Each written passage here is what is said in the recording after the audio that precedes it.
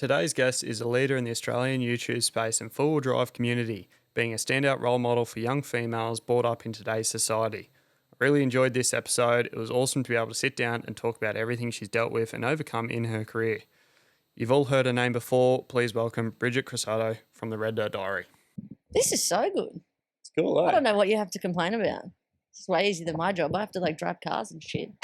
Yeah. I'm going to be honest with you, I'm actually a little bit nervous because this is so out of my comfort zone. Like having to sit somewhere and just talk to you and do nothing else. I get to drive a car and whatever, and not having that, I'm like, I feel like I'm in the hot seat.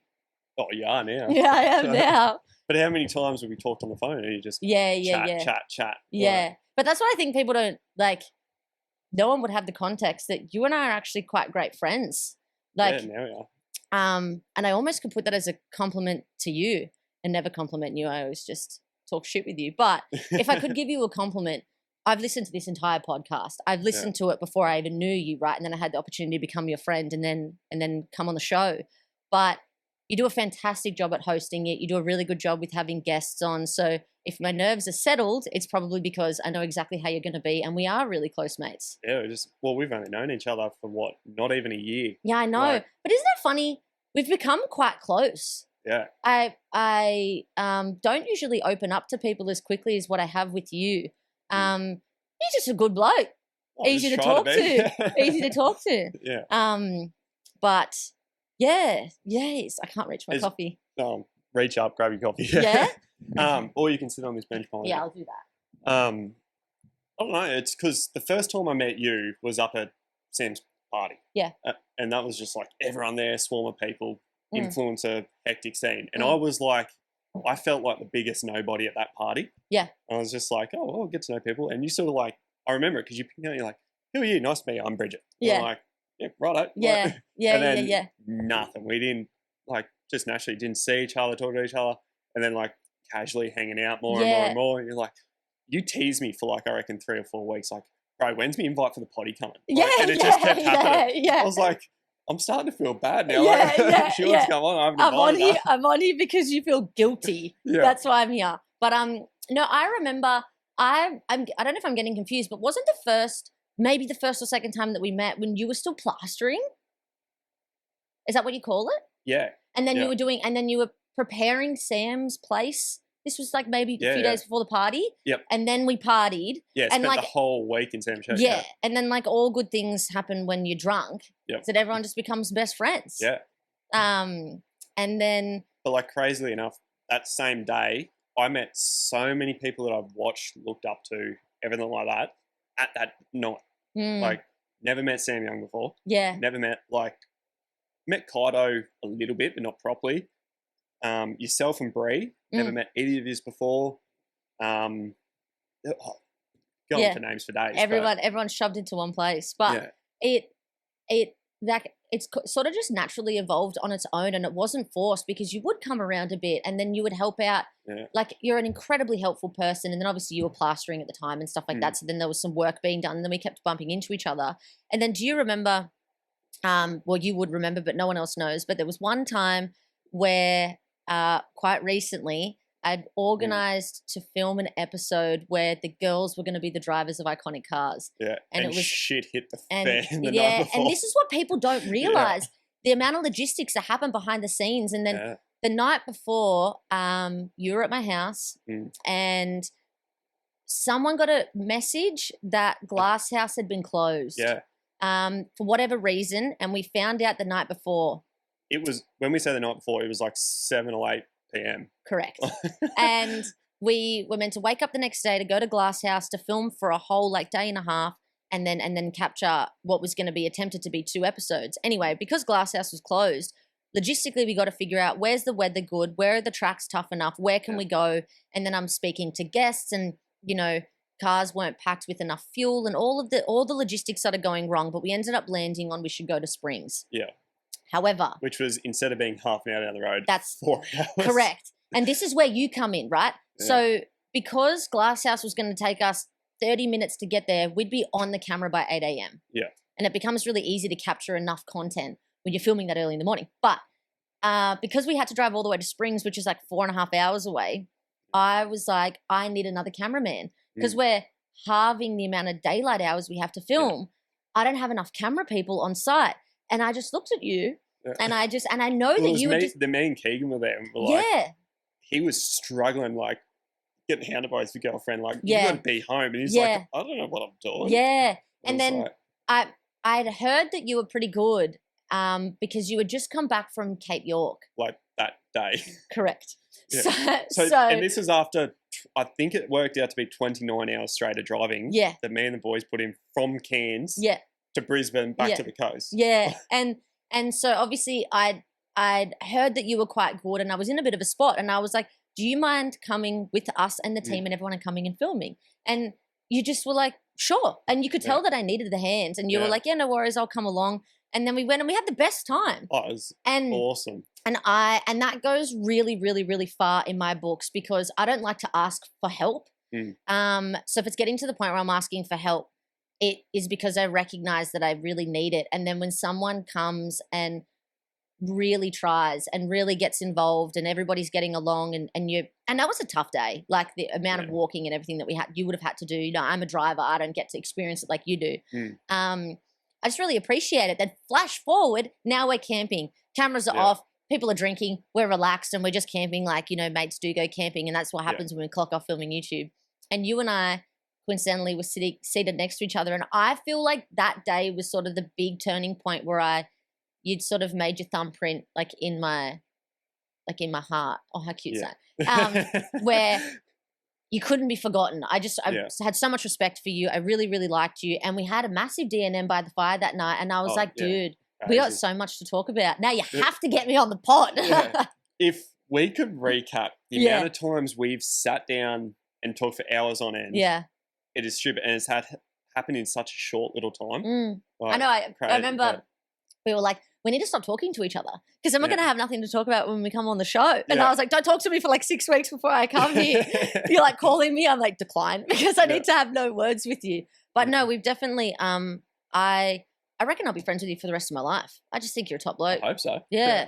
And so many people think incredibly highly of you and the show is fantastic. It's so cool to be sitting here, having had listened to all of it and it's come so far. Like, I feel like I got to say this for the whole audience. People would be sitting here listening, going, nodding their heads, being like, yeah, tell him, Bridget.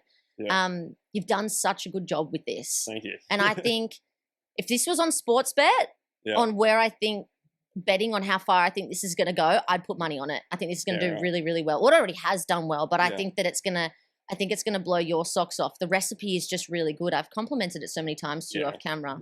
That's enough compliments for now. His head's getting too big for the room.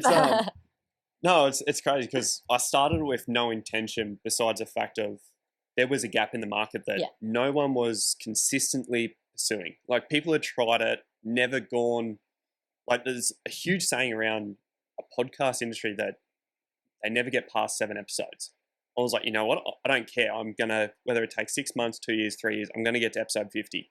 And I'm nearly 3/4 of the way there. That's unreal. So I'm like, I'm happy with myself on that. But then to see the random people that message me that go on when I go to a meet or something, they're like, oh, we love the potty. I'm like, who are you? Like, and then I just want to meet them, understand them and know what the biggest thing is, knowing the audience to know what you've got to talk about. Like feedback that I've got from you, you go, you've got to stick to this topic and just run with it. And I was like, I thought that was going shit. But then it's an audience breaker that they love. But that's the part of evolve. Like, I get that. Like, when I even just down to editing and figuring out what to talk about, what content to do, where to go, how to navigate everything like that. When I started being a YouTuber in the beginning, gosh, I look at some of the things that I put out and it's just all a part of the learning process. Like, you got to be here before you can be there, you know. But considering how effective this has been and how good of a job it's done and how interesting it is to follow along with, and it really, to me, it's in, we sort of started chapter 2 now, but it's in its early sort of like birthing days and it's so fantastic. So, I think that this is gonna run huge. Yeah, I reckon. Yeah, I want shares in it. Thank you. Well, all right, what's the next step? Where's coming on? Yeah. I'll just employ you. Yeah, talk shit. Yeah. And then you could why don't if you find a capacity that you could employ me, and then I'll find a capacity that I can employ you, and then we can be instilled in each other's work. Perfect. and then we'll just run a mile. But I feel like this industry is so good for that. If you get the right people, everyone helps each other anyway. Like, It is, yeah. look at the trip the boys just did up to KO. Like, Yeah. never met KP in that before. Consider us mates now. Like, I feel like that trip was a really good trip for all us boys to come together and just go, we like this group. And like now, because of that trip, like I'm always out there talking to Mitch and Sam and Mick. And it's, if they ask for a hand, I'm like, yeah, for sure, I'm coming up. I'll give you a hand. Like, but the industry's a bit like that. Like it is. There are wrong people doing it. For sure. There's a lot. For sure. But there's the ones that are doing the great side of it, helping everyone, outweighs anything. Absolutely. But that's kind of in the Aussie nature, isn't it? Like you see someone sort of struggling on the side of the track or on the side of the road and you want to get down and dirty, you want to help and you want to see someone keep on going. And like I have, I love a lot of different types of automotive sports. But even just with my small experience in the last sort of 12 months with just seeing a bit of drifting and a bit of race cars and stuff, just with a few things that I've been doing, it's like that in that industry as well. And but even more so in some areas, but it's just a bit of an Australian thing just to give everybody a hand because you want to see people keep going. You don't want to see people that are broken down, that, are struggling. And I think that we should be like that. Yeah. And we've all got something in common. Think about it like this. Like you've got a common ground and goal, like a same passion or probably going to be best mates. Like lean in, give each other a hand, be open, and then grow your friendship circle. Like how cool are the stories? Like, I don't know if anyone's ever had this experience, but I have, where you go out with your mates and you're going for a full drive, you're going for a big session and you plan on camping somewhere. And then along the track, you run into a group in front of you that's slow. Yeah. Right. And shit. And you're like, here we go. Right. We're going to be, and you think you're so good. That explains Cape York so well. Yeah. Right. So you run into a group in front of you, they're broken down or they've got an issue and you can't get around them. And then you end up just like, cracking a can at lunchtime and you're like, screw it, may as well help them because if I help them, they'll get moving quicker and then we can get going quicker. Yeah. Then you end up talking to them. Then you end up all getting along and then you end up camping together that night and your group just doubles in size and then you're all mates. Yeah. Like some of my camping and full driving and touring friends, I promise you, is from situations like that. Yeah. And it's almost easy to develop a friendship by just getting out there. I get a lot of DMs from people coming into the industry, young girls, guys being like, I don't have any friends that do it. Like, are there any like Instagram pages or Facebook groups, which there are, right? Yeah. But my biggest encouragement is just go out there and go for a solo touring session or go for like a run down the beach and just go and chat to other full drivers, you know, and just be friendly and be kind and you will make mates. I always cross my fingers that they don't run into that one or two. There's always a couple of bad eggs. Yeah. And like dickheads out there. But I think that that's in any sport. Yeah. Like there's always, you can't appreciate the good if you don't have the bad. But I just think it's about being on track. Yeah. Getting out on the track and then your friendship circle and your skills just grow. Yeah. I was talking about this the other day with someone else and it was like, how do you pick the people, like, because you'd have the same experience as me. After a little while, you know nearly instantaneously what someone's aiming to get out of an interaction with you. Is it attention, clout, followers, respect, whatever it might be. You can pick it so fast now. Do you notice that a little bit? It's a skill. That's a really good question. Yeah. You're so good at this job, dude. That's a skill that I have had to learn the hard way. Oh, we're on the spot here. Yeah. It's a skill I've had to learn quite quickly. Yeah. Because my time in the industry wasn't a slow burn. I didn't have some viral video at 18 and then everyone started to figure out who I was. Like to be completely honest, like, yes, I was doing YouTube and I was, slaying the day at my own dreams. But from my perspective, and maybe like your take would be better, I feel like nobody ever had the chance to sort of really figure out who I was until the first time we did budget builds. Yeah, right. I think that the first budget builds was when everybody went, her name's Bridget, this is who she is, this is what she's about, this is her type of sense of humor. And that was the moment that I started to notice that the interactions were changing and sometimes the interactions were a little bit disingenuous. Look, I'm not a negative person. Yeah. 99% of the time that's not the case. Yeah. But I have had to learn that I wouldn't say the hard way. I've been lucky enough to pick up on it quickly. Yeah. But I have noticed that it's happened, and it's thrown me off my seat a little bit because, like, I'm just me. Like, I don't know what's so special. Yeah. I got my siblings coming and like keeping me grounded and telling me I'm shit. You know, like I just don't see myself in the. I never will see myself in the way that other people get to. Because I don't feel that way at all. Yeah. And it's sort of in a way of like going back to that question is like if I approach you and like same with yourself and other people in the industry, I've gone I almost approach it in my own way of how can I help this person? How can I be of an assistance and provide a value that see you, mate. Bye, cameraman. Love you. Say bye to mummy. Bye, bye. No one's going to understand that joke. They're going to be like, who the hell is that? We're trying to find our own Jamie. Yeah, you know Joe Rogan's got Jamie? Yeah. That's who we're trying to find, but no one's going to know who he is. No one's going to know who he is. They're like, we're just getting him to call him mummy. Yeah. Oh, no. That's funny. It's right.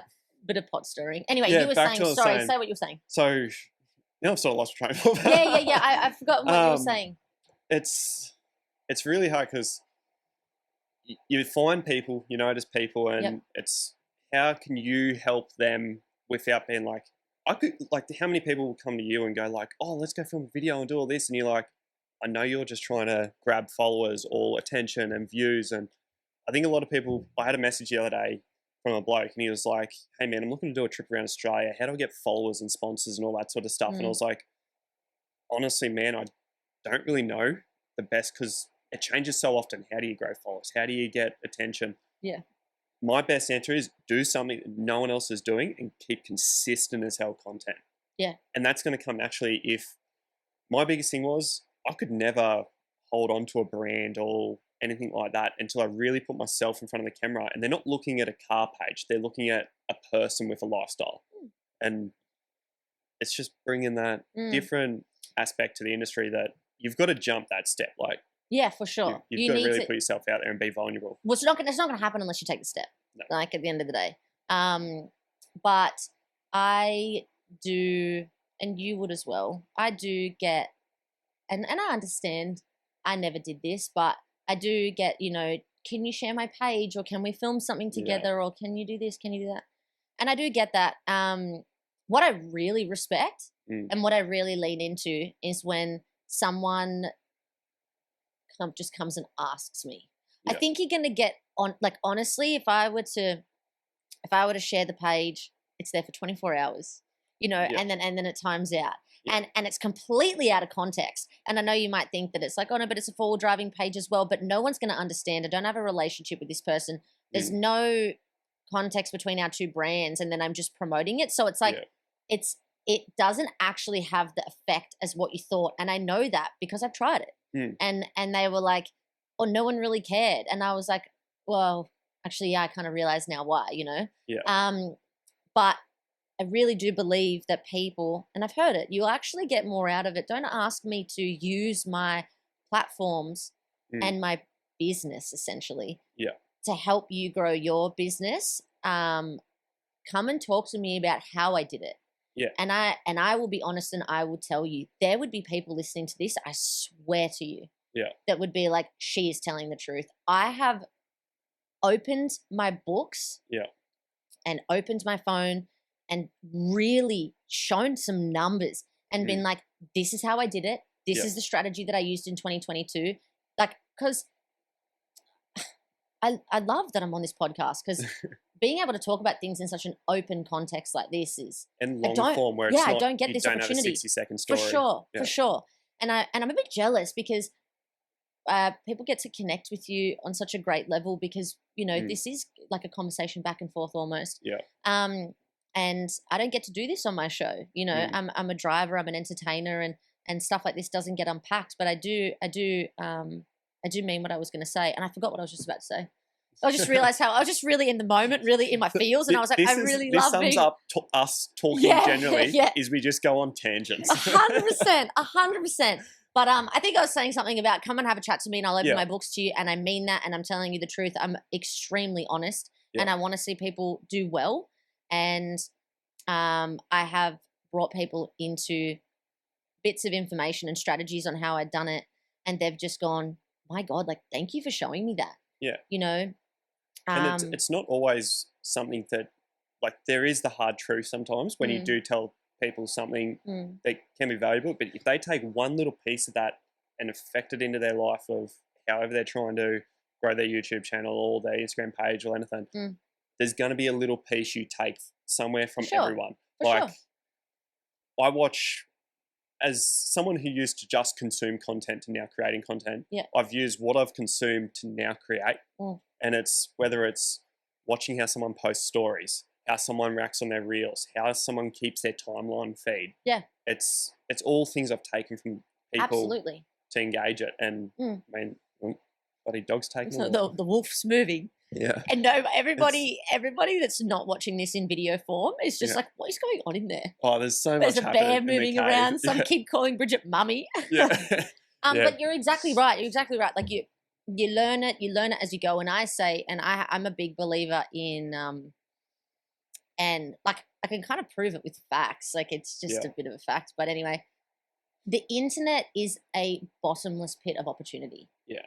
That people sometimes don't want to step in because they're like, oh, it's really saturated, or there's already people doing it, or I wasn't first. No, well, there's no you. Yeah. Like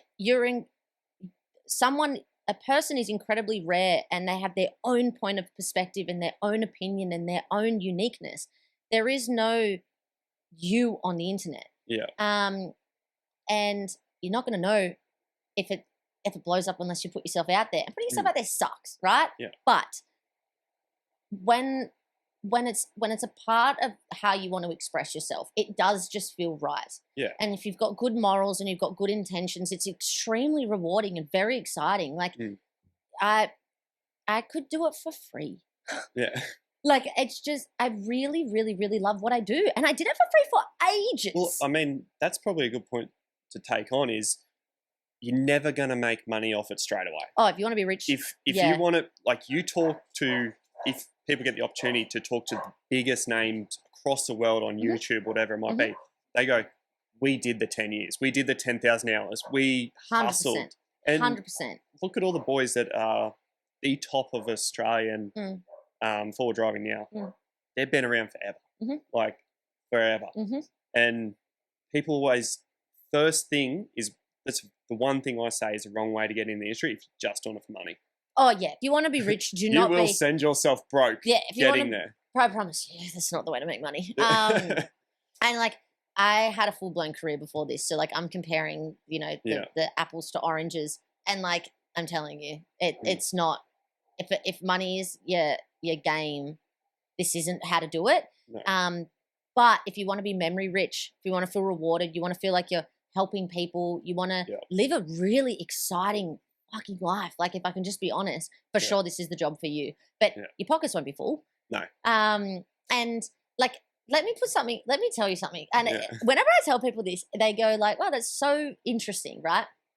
I'm gonna just change your perspective on something about YouTube. And if somebody listens to this and then they decide to become a YouTuber tomorrow, I'll be so happy. Yeah. The way that you get paid from YouTube is, well, do you know? Not really. Well, I'm not even... Not monetized yet? No. Well, we will be after this episode. We will be. I think the podcast... So I got 2 YouTube pages. Yeah. The Froth Bros one, which is like our racing, full driving, all that fuck around shit. It's at like nearly 600 subscribers. And then the podcast one's at a bit over 100. Like... Well, I think you got to... I think you need 1,000? 1,000 subscribers. Yeah. Maybe it's not even... Well, I don't know. Well, it's been a minute. I think it's... I got a thing the other day when I hit 500 subscribers on the other channel. And it was like, oh, you can create a shop and advertise your business and blah, blah, blah. It's like, oh, that's cool. Yeah. But then it was like, from there, it's like, your next goal is a certain amount of hours and certain amount of subscribers. Yeah, I think it's a certain amount of watch hours and a certain amount of subscribers. The watch hours part's easy because YouTube's typically long form, like longer form. If you're on YouTube doing shorts, you'll never get there. But if you've got a 10-minute video and 1,000 people watch it, you're on. Yeah. You're on. Yeah, for sure. But my perspective on YouTube is the way that you get paid from YouTube is once you become monetized, you get paid through a system called AdSense. It's called Google AdSense.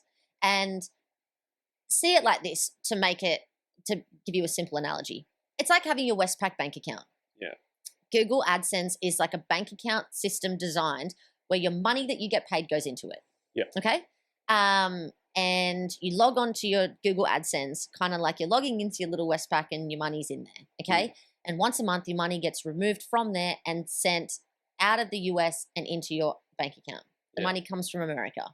Where Google gets the money from is all of the McDonald's, Red Bull, Coca-Cola, tampons. So when everyone's watching a YouTube video, those ads is what makes those people money. Ads, for sure. I don't get to choose whether my ad is about tampons or Coke. Like, I don't get to choose that. So those ads come up, and so we'll say McDonald's pays $1 million to Google to run their ads into YouTube videos at complete random over a month, okay? Yeah. And then I get paid, like, not just cents, like pennies, like rubbish money on the dollar from what McDonald's paid to YouTube, and then YouTube they probably keep 90% to themselves, and they cut the rest of it up into cent form. It's not $1 per video, it's cents. It's minuscule. It's like under 10 cents. It's ridiculous. Yeah, right. And then you get paid cents per view. Yeah. So I see it like this. The advertisement on YouTube will never stop. People will always keep generating ads on there. McDonald's will always keep investing the money. It is extremely expensive to advertise on YouTube, and it will never end because YouTube is like the modern day Netflix. It's where you go to see the unscripted real life. Modern day mainstream media. For sure. I don't have a TV anymore that watches mainstream TV. Yep, exactly right. Netflix, and YouTube. Exactly right. So the money that's being injected at an astronomical pace into YouTube is a bottomless bucket of money. Think about it like this. Mr. Beast gets paid like 1.5 mil per video. Insane. Right? They've got money. And they're giving him probably cents. That's cents on the dollar. Yeah. So but you look at his videos and they're getting 40 million views on them, 20 million views, and you're like, that is mind-boggling. Yeah. Like, but that's the motivating and exciting thing about YouTube is that it's not required to get a promotion at work or, you know, KPIs or arriving to work on time and, you know, selling enough caravans or whatever it might be that you do for work. Yeah. And you need to just get that next paycheck to be bigger and bigger and bigger. If you lean in and you commit to YouTube, there is an endless amount of money that you could make. Yeah. Because the sky is endless with the money that they have. Yeah. So that's a pretty exciting concept. And you also don't need to feel bad when you go to your boss and you'll be like, I think I'm pretty good. Can I have a pay rise? Yeah. You know, YouTube will just keep raising your pay if you just keep making videos and pushing on and pushing on. And I really love that. Yeah. And I don't feel guilty taking money from YouTube. No, well, it's... No way. It's not like some boss that I've fallen in love with that's developed a new business that I want to see him do well and I want to have a 7% pay increase because the rate of living has gone up 7.5% in the year and I feel like I'm eligible to more money because I know I am. No, YouTube just keeps laying out the money. Yeah. So I'll keep going because I'd like to get rich off it. I'm not there yet. It'd be great. It'd be great if I could. Yeah. But that's the ultimate thing. Every person's dream is to turn their passion into a job, like in a way. Yeah. Like do what you love doing for a living. And it's very hard because a lot of people don't ever get that opportunity or even get the chance to try that opportunity. Absolutely. And I hope that lets people see YouTube in a bit of a different perspective. It's exciting. And it is saturated, but don't ever let that deter you. There is no you. Well, exactly. There is no you on the internet. And like, I hope no one's watching this in video form because I just pulled something out of my pocket. Don't tell someone. There will be someone. I know I'm a role model for a few people, so don't anyone that's watching this in video form, you're welcome. But it's just going to be a red dirt logo. Yeah, a red dirt logo over my face. I can't sit here for this long with you and not pull out what I pulled out of my pocket. Everyone knows I'm a millennial. Bridget's got a crackpot. Yeah, no, don't say that. No, I have to say what it is because a crackpot's worse. Look, it's a. We move on. Let's not digress. Yeah. But don't vape, kids. It's just I've been sitting here for a long time, so I feel like I need it. Yeah. No, I see two sides of industries with what you're saying about there's no you. with podcasters, there just seems to be a way of everyone you listen to, there is no competition. It's not essentially who's hosting it, it's who's on the show, it's who's the guest. Like, because by episode 5 or 10, people have a pretty good idea of who I am. They're going to stick around to see whatever dumb shit I'm going to do next, or who's the next guest I'm going to have on that's going to be the next talking factor of what someone wants to listen to. Yeah. Whereas the reason I started the podcast was I looked at it and gone, I want to do YouTube videos, but how do I do something that's different? Yeah. Because if I go online right now and search up the 4 biggest islands around it, so you got Moreton, Stratty, Bribie, Double Island, Fraser, how to do that. You've got 15 videos straight away from every other YouTuber that's gone, this is how we did Fraser Island, this is how we did Double Island, this is the best spots to go to, and how do I make a video to compete at their level that's only difference is going to be me? I can tell you the difference straight away. Right. You already know it. But again, my brain just lives and breathes TikTok. So, YouTube. Yeah. Or content. Content. So if I made an in detail breakdown video, I've wanted to do it for the girls, for the girlies, man. I just wanted to make a breakdown video where I've been like, girls, if you're going to go traveling in your car, these are the 5 things that Zia B believes that you should know. I'm going to show you how to change a tire, check your fuel, right? Yeah. And I'm just going to give you the walkthrough, and it'll be boring as bat shit to everyone else watching that already knows how to change a tire and doesn't give a shit. They just want to see me put the Hilux on Limmy Bash and just send it around. You know what I mean?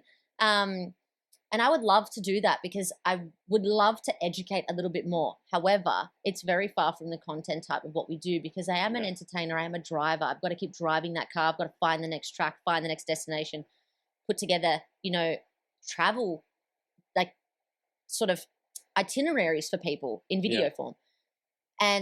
But you being all conversation, it's exactly what you can do. Yeah. And if you're just a little bit quirky about doing it, I think it's very entertaining at the same time. People appreciate it. Like I learned so much from podcasts. Oh, it's so much. Crazy. Yeah. Like there's and the amount of podcasts in the four-wheel driving or the car automotive sort of world, you're in a really good spot because I would say that there's definitely some people doing it. You weren't first, but you're well known. So you have a bit of a responsibility, to make sure that you get the right people on and that you do good in the world. But you are doing that, I believe. My biggest struggle is consistent and creative content for the podcast. Because there is just some weeks where I look at it and I just go, I can jump on for 5 minutes. I know I'm going to get a banger for 5 minutes, but I can't make it last an hour this week.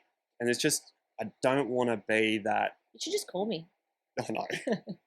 But it's just like, I don't want to put something out there that's just not going to be worth it. Like, yeah. And I respect that because let's say this was your only means of income. You've run into a challenging place where I think you know what I'm going to say. When you're like, okay, so I have an episode. Yeah.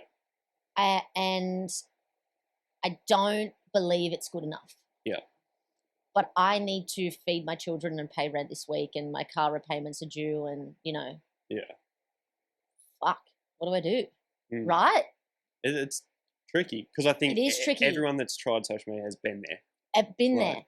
And for the longest time, I'm very, very, bro, I can't stand. I'm actually embarrassed. Yeah.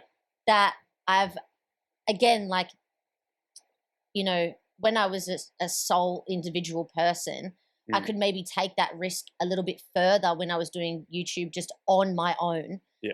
And be like, oh, okay, like I'm prepared to run my savings to that scary low point or, sell one of my snowboards, which I have done. I'm going to be real.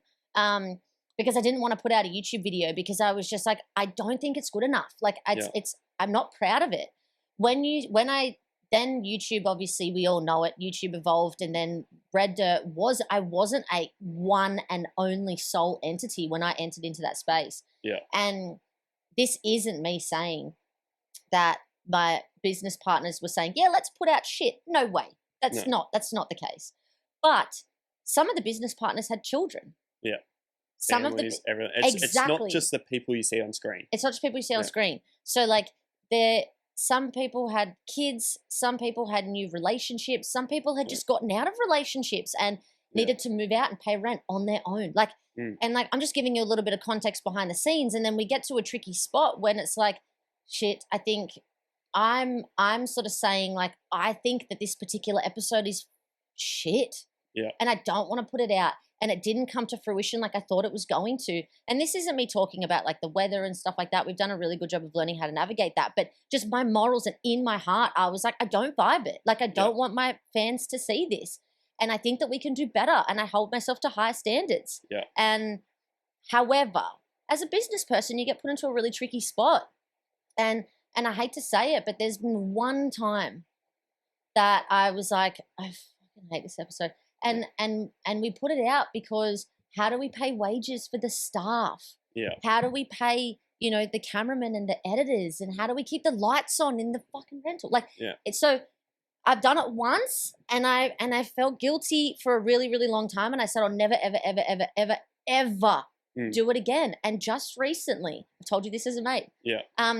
Just recently I threw an episode in the bin and I said, nah, I'm not doing it. Now I'm in a position that I'm a solo. So it's like, no, I'm not putting that out. I can't do it. I don't care. Which is, comparing it between us, if I throw an episode out, it doesn't make a difference in my world. No one's going to know. So for yourself, you've got people in the background that are expecting those videos, whether it's advertising, brand sponsorships, all that sort of stuff. How's that work? Exactly right. Yeah. It's exactly right. Look, all right, okay. If we're going to drag the sponsors into it, drag them in. Nah. I could have a beer with every single person I'm sponsored by. Yeah. I bought their gear on my old 4-wheel drive. Surprisingly, a lot of the gear that's on the Hilux, I chose to build it that way pre-being sponsored. That's how some of my sponsorships actually came to be because they've seen, oh, this Bridget Crosato chick, this is all going pretty good, right? We're seeing this person online, all this red dirt thing sort of a vibe. It's a genuine... And like interaction before you're approaching someone to say, hey, give me something for free. Exactly. They look in their database and they're just like, oh, shit. Yeah. This girl has bought from us before, you know? And so there's been a natural slow evolvement of the right, like, honestly, forget the people behind the brand, but I am someone in a very fortunate position that I can speak and I know exactly who and how they are and I really, really, really like them. But the gear itself, truly is like tried and tested and thought through and challenged before I'm like, yeah, mint, it can go on the show. Yeah. And that's just me protecting my baby. Yeah. And also I don't want to drive a car that feels like crap. Like I'm just very, very, very protective of what I've built. And I think I just hold that the responsibility of what I'm doing. It's a point of being the so-called influencer. You are I hate influencing. That word, but I hate it too. But it's the easiest way to explain that if I'm promoting a product, it's incentivizing you to buy that product because it's going to help me. Absolutely right. And absolutely right. There is nothing worse than a feeling of, because I've been approached by companies I've blatantly said no to. Yeah. And I look at the product and go, well, that's going to be great for me. But I know if 15 other people go buy that product and they have issues, it's going to look bad on me, not the brand. Because I was the one that told them that this was the best. And it's a very tricky spot. And the technique doesn't work. I feel like I would imagine if all the YouTubers were in the room right now and I could be like, does it work for you guys? I genuinely just think that people are actually representing brands that they live and stand behind. Yeah. And it's genuine. And it's genuine. You're not forced to promote that product when you need to. Absolutely. It's genuine. Like you and I, you know that I know the YouTubers. Yeah. And I know them on a personal level. Like I've held some of their kids, you know, like I've cried in front of them for whatever reason. Like we are, we see each other behind the veil of what everyone else sees. And from what I'm hearing, and I trust my mates, we're putting out like it's the truth. It's the true narrative. But the technique of being like, oh, screw it, I'll just promote it because then I'll be able to make money and then it'll be sick and no one will notice. Yeah. They do notice. Think of it like this. If you go and promote hard on something and then you put it out and then 100 people buy it, Mm. and the product's got a 50% chance of successfulness or the ability to break down, because it's a terrible way to explain that, but you know what I mean. So that's 50 people that within 3 weeks, once their order comes in and they put it on their car, it's going to break and it's going to be shit. They're going to run to the internet. They're going to tell people in the forums. They're going to tell me at shows, like and the worst thing could be the backlash that comes from that. Yeah. Let's just say that happens with one brand. Yeah. The next brand that's coming on board, and then they've heard this story in the past, they're going to go, oh, we don't want to be associated with that and that issue, and we don't want to have our brand at sacrifice because of absolutely. And that's, as, Red Dirt had its transitional change from, the telltale question that everyone's asking, and we'll get there. But there's been some changes sort of behind the scenes, and that everybody obviously at this point already knows, but we'll unpack it. But I was put into a position where I was able to sort of say, okay, well, what do I want? Yeah. It's quite rare that you get to sort of like cross-check your decisions and people that you've wanted to work with 2 years ago. Do I still want to work with them today? Yeah. And if they've come along with me, it's because I've said, your shit's just good. Yeah.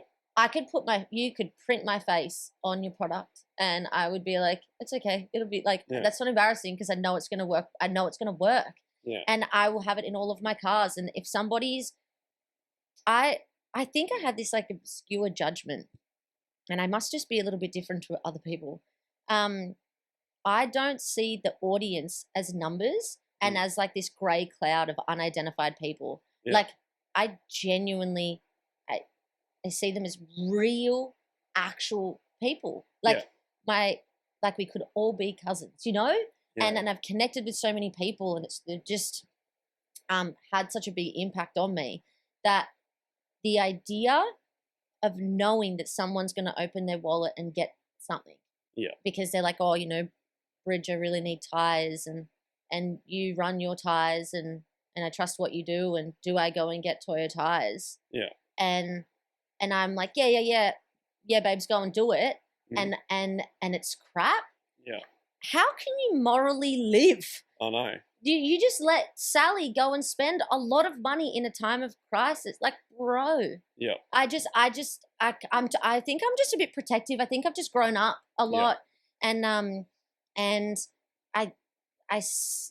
the connections that I've developed, it made me even more like, you've got to tell the truth when it comes to the people that you want to work with. And don't accept a sponsorship that is scripted. And I know that people will know what I mean by that. Or the so-called, like, in a way, sellout. Yeah. Don't.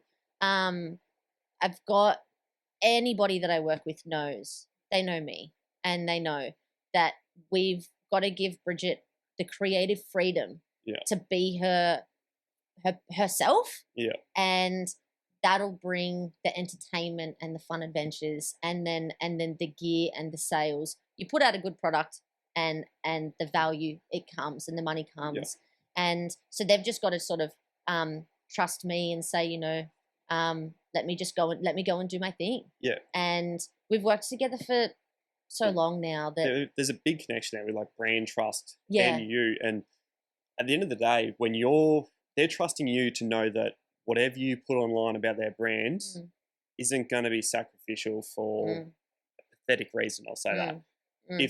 If I have something, and I've had it before, used a brand's product, and I've got like my saying, if it's Mac proof, it's anyone proof, because I just like to beat on shit. Beat on trash it. Yeah. But if I go out and I break something, I'm not going to go jump on social media and go, hey, this product's shit, because I've gone and, You should have done all that before you signed. Yeah. You should have done all that before.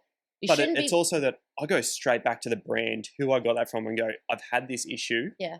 Has it been common? Is it a one-off? Yeah. Is there something that can be fixed about it? Is this just feedback that I can supply to them? Yeah.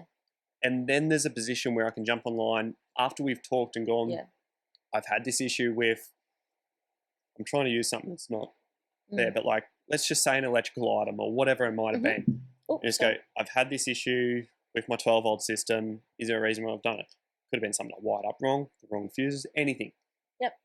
And it might be just a problem that I had that I can then go back and relay to an audience and go, I fucked up my own stuff because of my own inabilities, own capabilities, whatever it might be. Or there could be just something that's a mechanical failure that's now given someone the awareness to look out for on their own car that might have that product already. For sure. There's that gap that happens, whether it's a week or 2 or 3 before that public announcement. You go back with the trust of your brands and talk to them. Yeah. And it's like, I've got a deal for anonymity's sake. Like I can't sort of say, you know, like I'm a professional businesswoman, but what I can tell you, and this is the truth, is there is a brand that I'm working with at the moment that no one would know. I need 6 months. It will not be posted. It will not be shared, promoted, nothing. No Black Friday sale, no Christmas sale, no nothing. Like I will not promote the product, and nobody will even know that I have it. Maybe by incidental accident, you might just accidentally and see it, but to be completely honest, I'll edit it out. That I'm working with this company for 6 months so that I can decide if it's for me, because I've been a full driver and a traveler way before my YouTube time. So I've had the opportunity to be able to like use some gear and try some stuff and go through the brands and try different tires and blah, blah, blah. Right. But with this specific brand and this product, I've never used it before. I only learnt about it recently. And I was like, I'm not signing this. They didn't push me to either. They know, people know what I'm like. And I was like, give it to me for 6 months and let me, what I can do to a piece of gear, the abuse that I can put a piece of gear in 6 months through is what some people can do in 5 years. You know, but that's just a fact. And that's the difference of your job too, is your job is to go out every single week when possible. Like obviously we've had COVID, which is different. But you're on the tracks every single week, whether it's driving Sydney, Perth, Melbourne, Cairns, wherever it might be. So many Ks go on cars that the average person that's working 7 days a week, only driving around town, isn't going to do when they're, let's call them a weekend warrior. It's hard to compare that to people. Like people look at me and they go, you're always servicing your car. You're always fixing something. I go, I've done 100,000 Ks. I've done 5 sets of wheel bearings. That's just being on top of your maintenance. Absolutely. And it comes around so quick. Absolutely. And so in this case, and it's happening right now. It's been happening for a little while. There's still many more months left on it. This isn't to say that on the 6 month mark, I'll go loud with it. It's on the 6 month mark. I will look through my own personal data and then decide if this can go to the public through my platforms. And, you know, and that's the thing, you know, you should be fussy. I was fussy with my cars before I was a YouTuber. I'm still fussy now. And I'm even more fussy because I feel like I owe it to everybody to be fussy as shit and tell the truth. Tell a true narrative. My God. Like, if you go on an adventure and the piece of gear breaks, don't cover it up. Don't pretend like that didn't happen. That's ridiculous to me. That is, I hate that. Like I can't stand that. That's not helping anybody. No. And that's not keeping the general public safe about going out and doing that adventure as well, and having a car, seeing the gear that I've got and then being like, yeah, no worries, I'm going to go and drive the Simpson. And this is the gear that Bridget used, so this will be the gear that keeps me safe. And then they go out there and then it doesn't work and then they're unsafe. That's my fault. Like, I take things way too emotionally. I think I'm the perfect person for the job because my moral compass is way too... You're very overprotective of what you put out there. Yeah, so overprotective. And your fans. Yeah.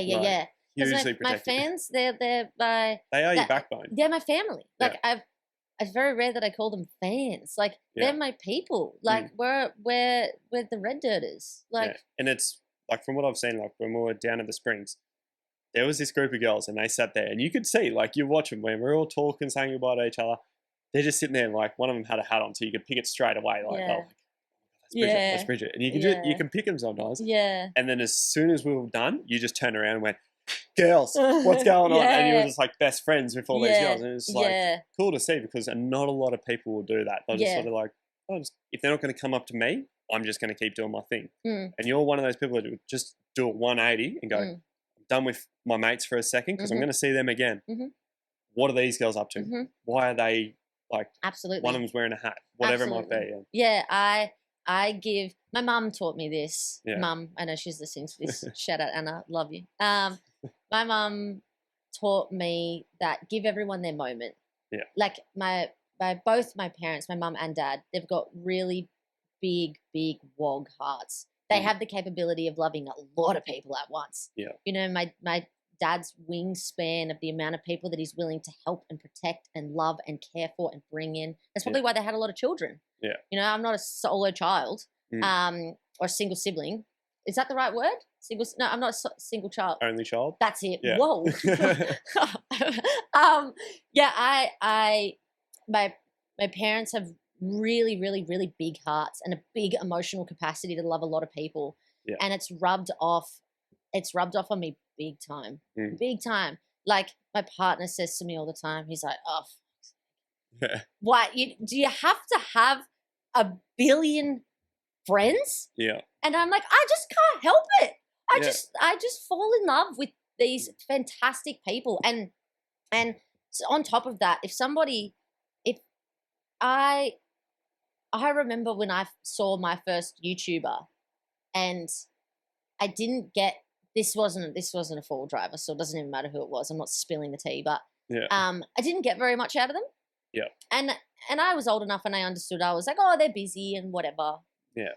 And you hear stories when, you know, the audience comes up to you and they're like, you know, I saw so and so and they didn't give me much time of day. And I'm like, oh, but like, I hear this so often. Yeah. And you're like, oh no, like trust me, mate. Like there would have to be somebody out there that could say that about me, you know. But I really, it is quite scary. Like my siblings, when my internet life was growing and growing, I moved interstate away from my family. But when I go back to Sydney and I'm out with my siblings, and my siblings just find it, they know me extremely well. Yeah.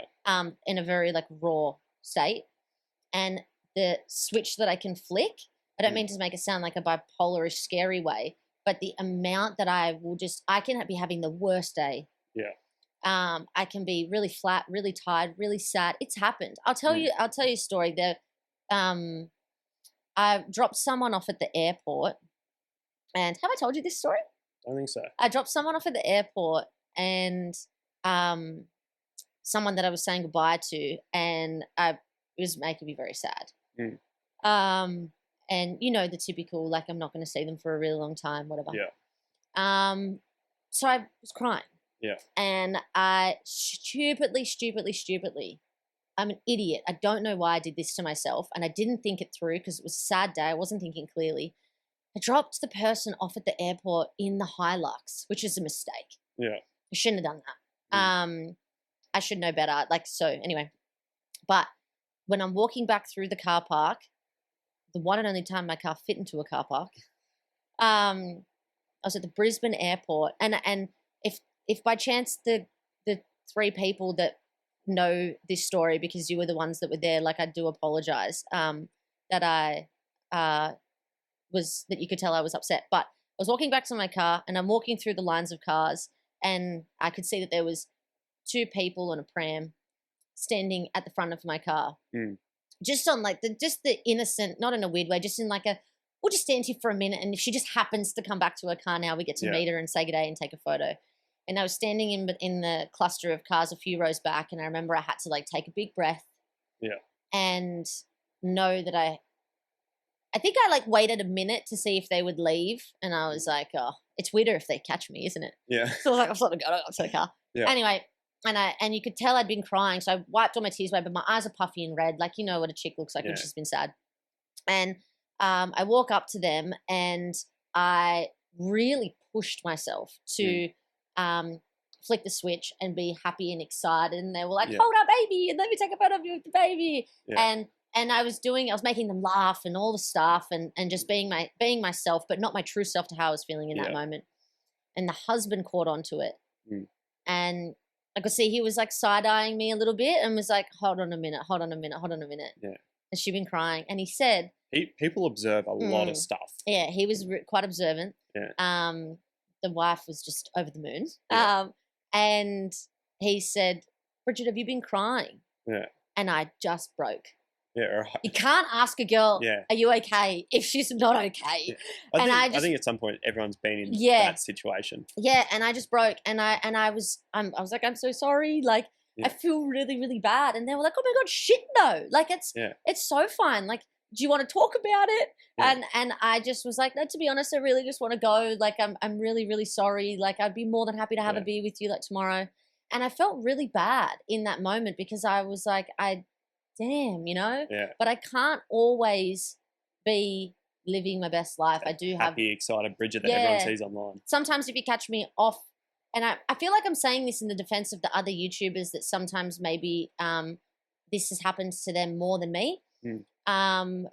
But you can't expect to catch everybody in their best mood. Yeah. When you can expect it is on the show, at the shows, in person at the shows. We're there, we're working. We should give it to you. They're mentally prepared for it. Yeah. They've got Brisbane show coming up. Let's say that if that's in like who knows what time next year. Yep. But you know months ahead that show's coming up. Everything's prepared. Everything's running in order. Everything's in line.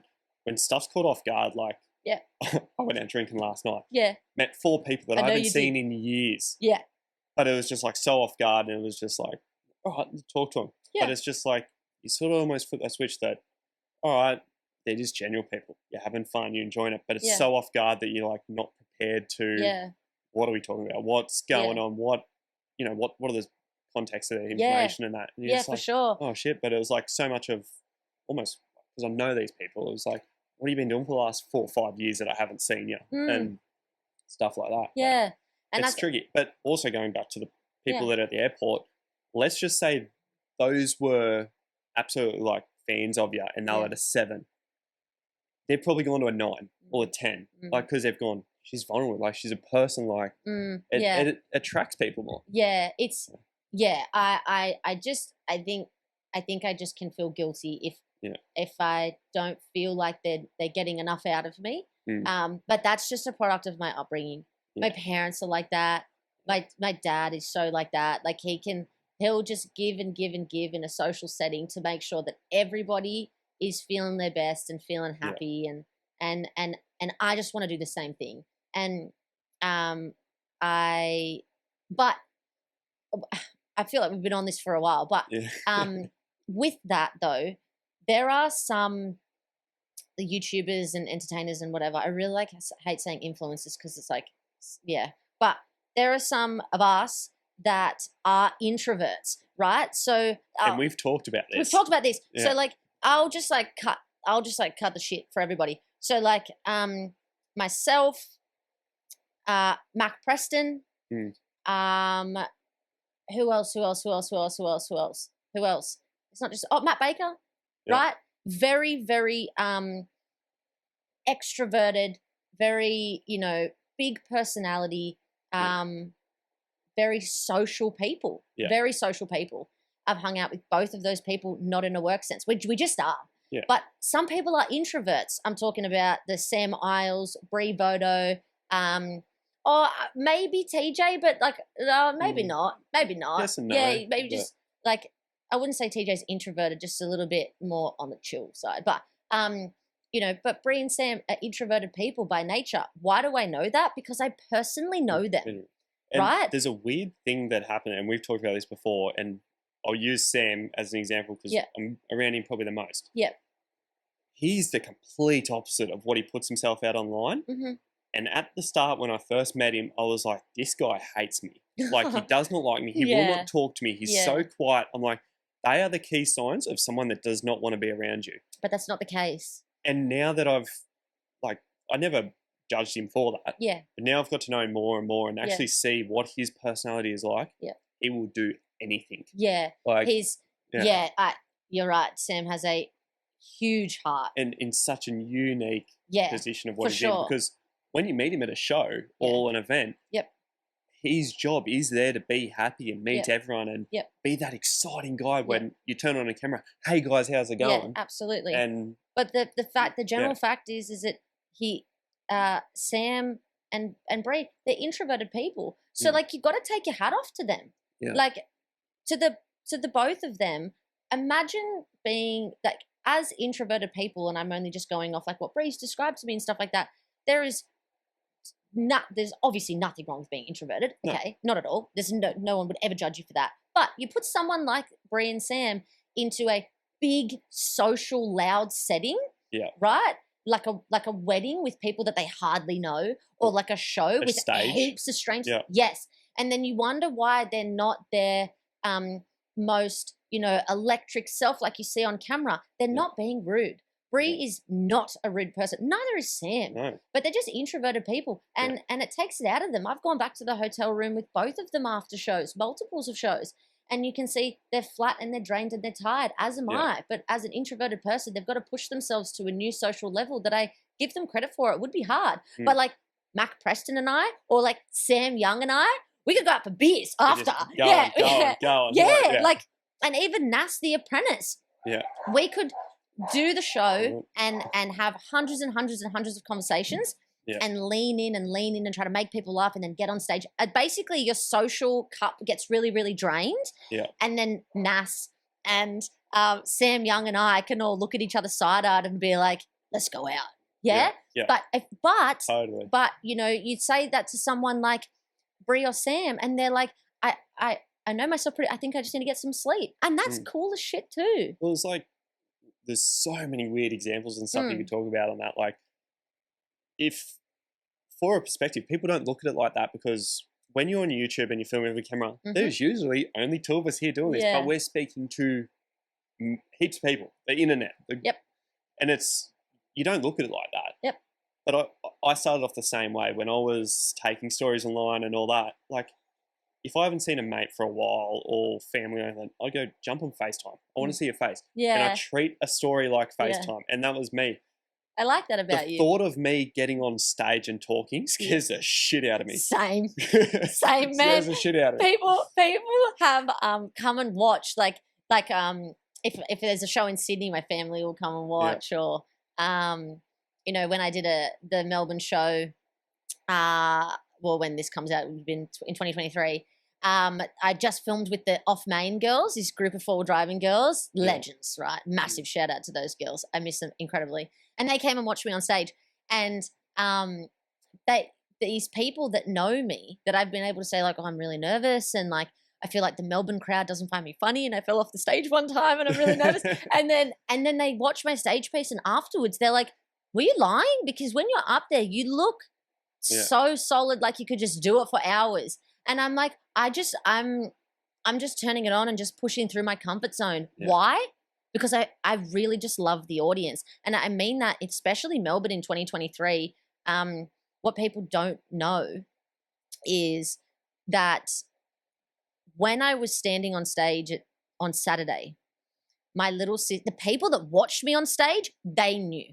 They could tell, right? I was honest because I was struggling up there. And I said to the audience, I was like, I'm trying to push through and I'm trying to entertain and I'm trying to do my whole skit and the whole kit and caboodle. And I got about 15 minutes in and I just thought, I can't do it. But I wasn't going to walk. Do you feel like it's, when you're on stage, the first time, like it's more of a thing, am I going to be accepted?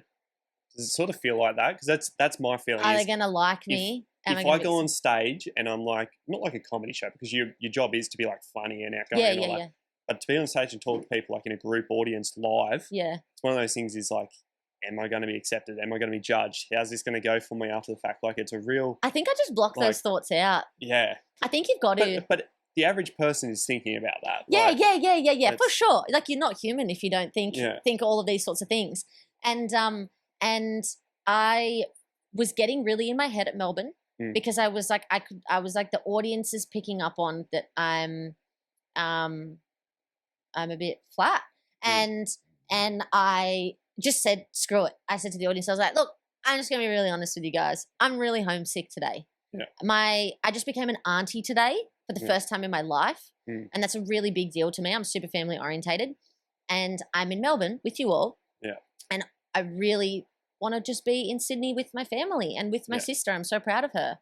And I just wanted to let you guys know that I'm just going to be honest. I'm struggling, but I don't want to leave you guys high and dry because yes, I love my sister to the grave, but I also love you too. Why?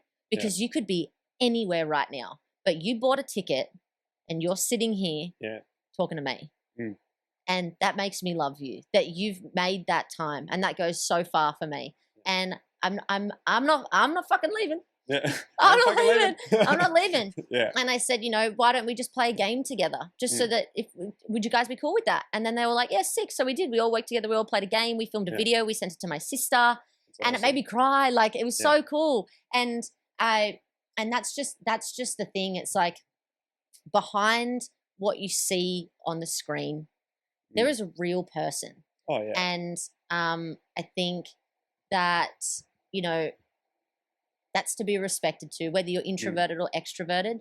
And, you know, as defensive the YouTubers and the entertainers, if you ever meet someone and they give you a little bit less than what you expected, don't write them off. Yeah. Don't write them off. They're not, there could be more to it. They could just be introverted or they could just be having a bad day. Yeah.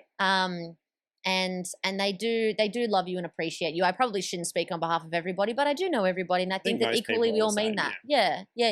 So, it is hard, and there are like those times and places where you talk about like, and I was talking about this the other day with someone, like, I don't know where I seen it, but someone else was talking about it as well. Yeah. It was like, if I'm, say, at a restaurant with my family or some eating dinner or whatever it is, do not approach that person. Yeah. That is their setting, humble group. Like, if I walk away and go up to the bar, straight to me. Yeah. Like, but it's like, it's a. Am I weird that I don't mind? Maybe not. I just, in a way, I look at it of a respect for the people that I'm with. Like, I've been with mates that have, they've got families and kids and everything like that, that we might be at the pub just eating lunch. Yeah. They're not used to that sort of grabbing attention. For so it's more of a respect from me to my mates that, like, just give us time when we're with our personal life. Yeah, for sure. And then when we're up at the bar or we're having a drink and party, and go ham. Like, just go nuts. Like, but my mindset is you might not see me at the bar. And if you are leaving the restaurant and you're like, I just wanted to quickly come and say g'day, you know, I'm like, that's cool. That's totally cool. Don't loiter. Yeah. Don't pull up a chair and be like, let me eat some of your dinner too. But like, that's cool as well. Have a bite of your burger. Yeah, Bridget. But I'm okay with it. But again, I'm a big people person. Yeah. I'm like, the more the merrier. And also, like, there's worse cases that you can be seen than at a restaurant. Like, I've been seen at a gynecologist. Oh. Do you know what a gynecologist is? Yeah. You know, and I'm like, we both know why we're here. You know, I've been seen in some interesting scenarios. Yeah. This is going back, but the person could tell. I've been seen doing the walk of shame. Oh, really? Yeah, this is going back, but this is like not anytime soon, trust me. But I've been seen doing the walk of shame. Yeah, no, of course not. And I've been seen doing that, and then it was a drive-by, and it was a drop the window, and it was like, Bridget, you look like you're doing the walk of shame. And I was like, they called you on it. Yeah, Bridget, you look like you're doing the walk of shame. And I was like, I am. Just kept walking home. Oh my goodness. But you know, it's like, it's whatever. It's all right. We're all mates. I don't know. That's just how I see it. I'm fine with it. You know what it would be. Yeah. It is what it is. But people react differently to it. Yeah, people react differently. I've had it all. I've had people come up to me and just burst into tears. Yeah. And I think that's so cute. I'm going to throw her under the bus. Oh, there's been a few girls, but I'll throw one under the bus that ended up becoming my friend, and she won't care, but her name is Styx. And we met her nickname is Styx. And we met at the Brisbane show and in person. And it meant so much to her that she cried. Yeah. And I was like, I love you. I just was like, you need to be my friend. And we exchanged numbers, and I'm a bit hesitant to say, like, her and I, we became quite good friends, and we have each other's numbers, and we FaceTime talk, and we see each other, and I just love it a bit. Yeah. Now I can't say that I can do that for everybody. No.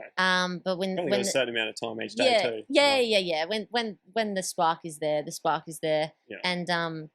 I love the guys and girls, and I just have a bit of a soft spot, especially when they're a bit young. Yeah.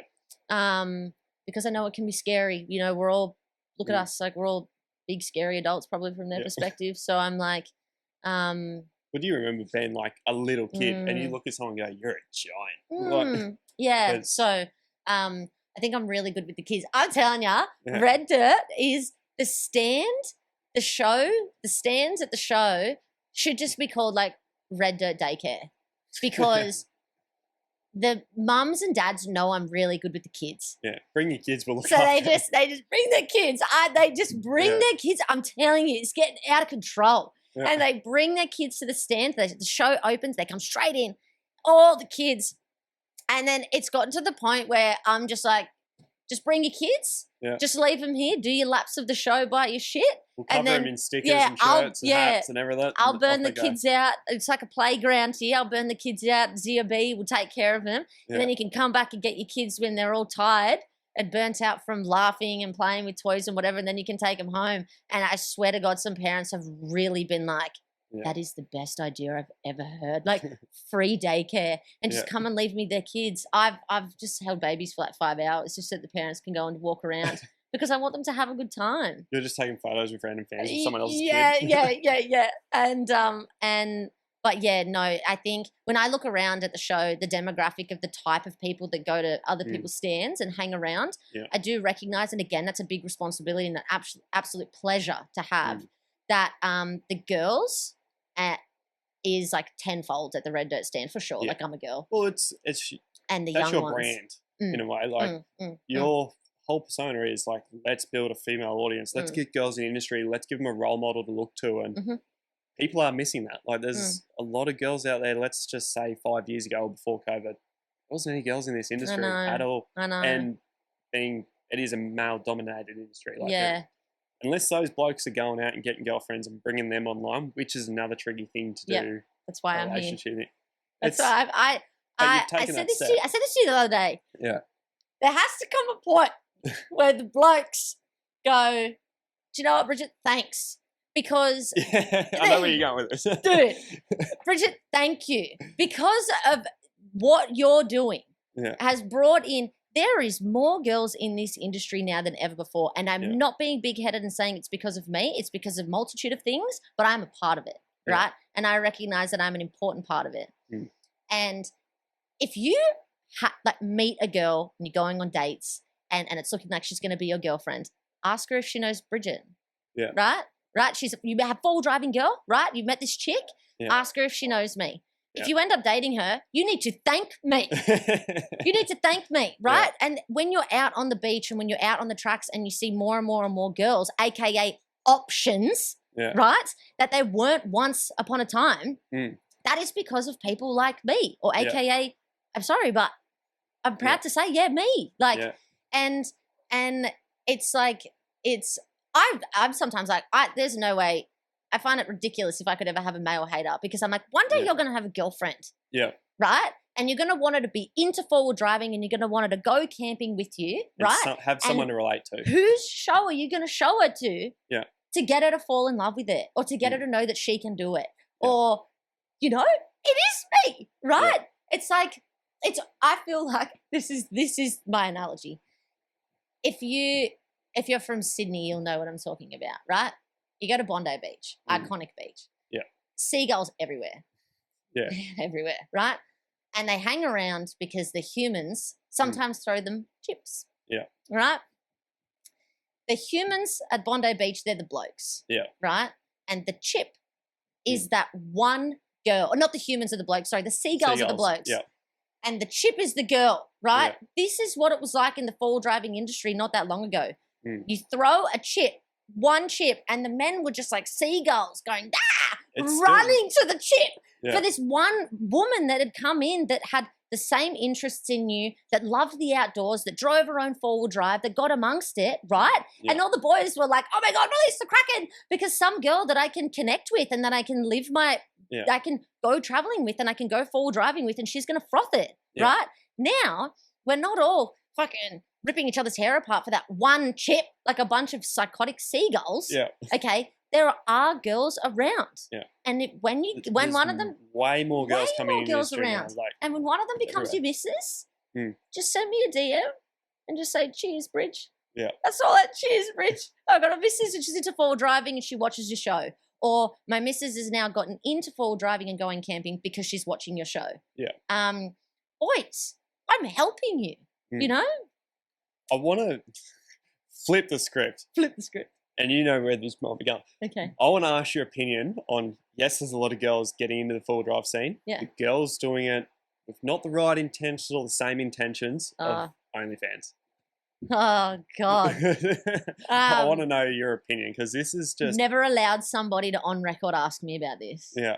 Ever.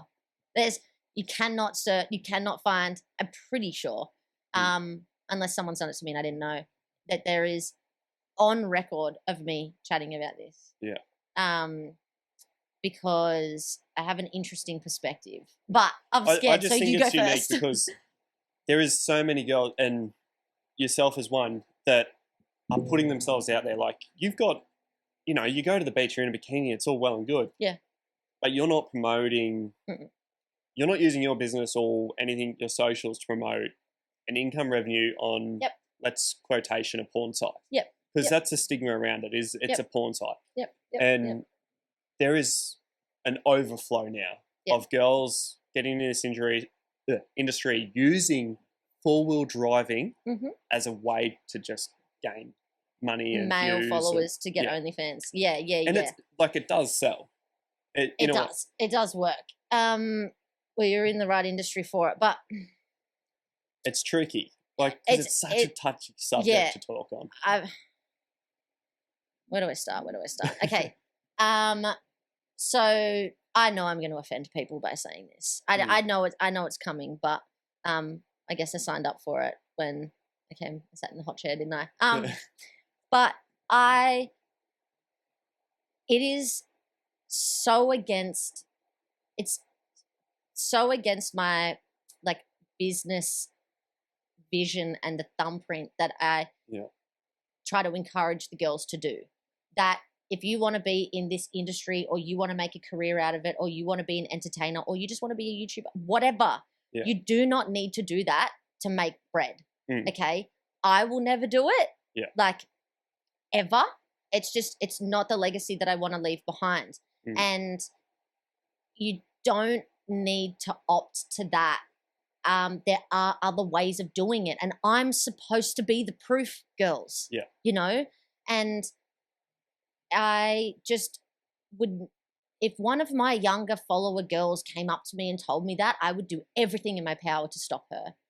And I don't want to see my young girls. It is your brand, like, be yourself. Yes. And I don't want to see my young girls doing that.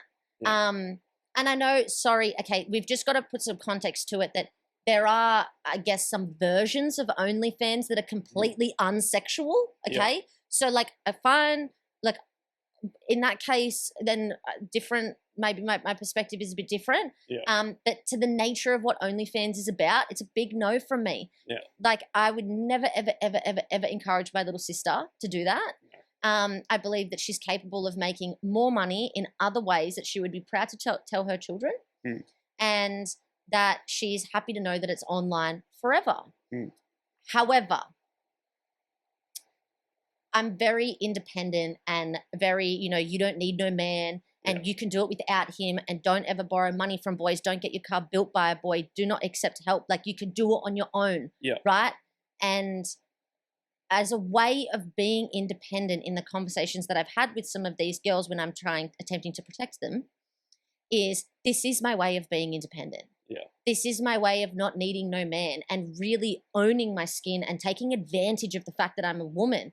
And taking life by the reins a little bit, my way, and hustling. Showing it can be done the original way, like hard work, dedication, not just is a link. For sure.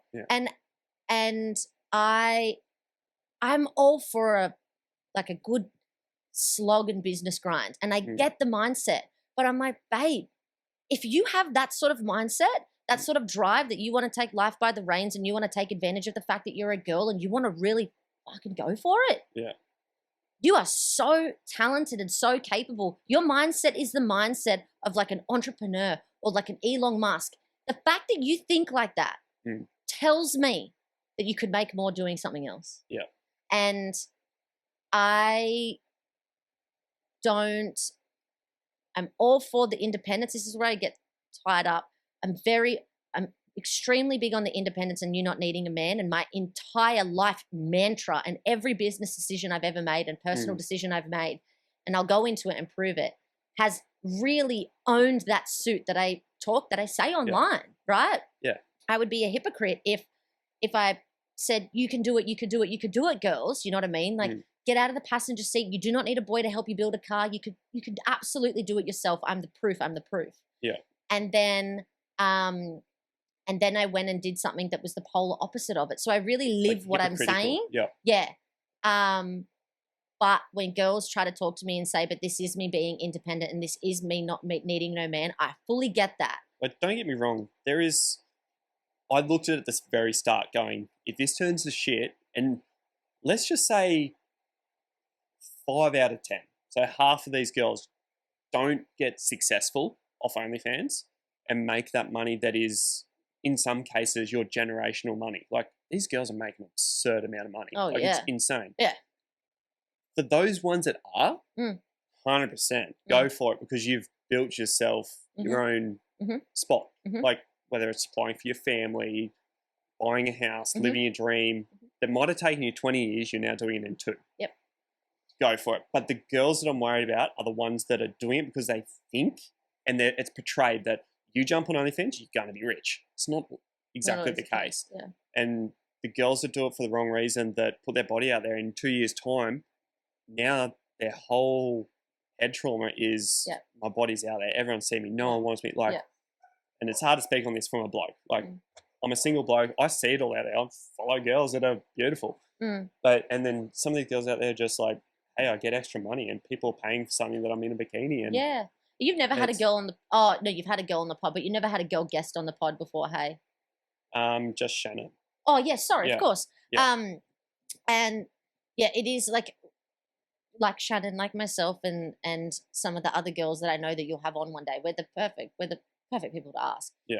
And look, like, I know the guys are going to hate me and they're going to be like, shut up, Bridget, because I'm subscribed to some of these girls' OnlyFans and don't encourage them to stop. But also, like, just go to Pornhub. You'll be right, mate.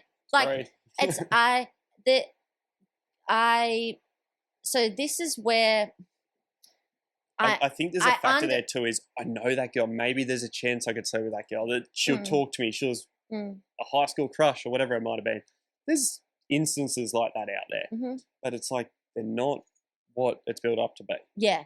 I just find myself, because I'm mature enough and like honest enough. No. I'm open enough. I'm a very open person to listen, to truly listen and be like, let me understand what you're trying to tell me. Yeah. I can fully see both sides of the fence, especially 100%. when the girls say, this is me being independent and this is me, not like hustling my way. And I'm like, fully get that, doll. However, sorry to say it, I know some girls are going to be like, Bridget, shut up and whatever. And guys are going to be like, don't encourage them to stop because we love it. Yeah. As your big, Zia, if you are going to take anything on anything that I say, girls, I think that you can do it without it. Yeah. And I think that it is ruining the industry a little bit. And I don't think that that's the way that think girls are more capable of making money another way.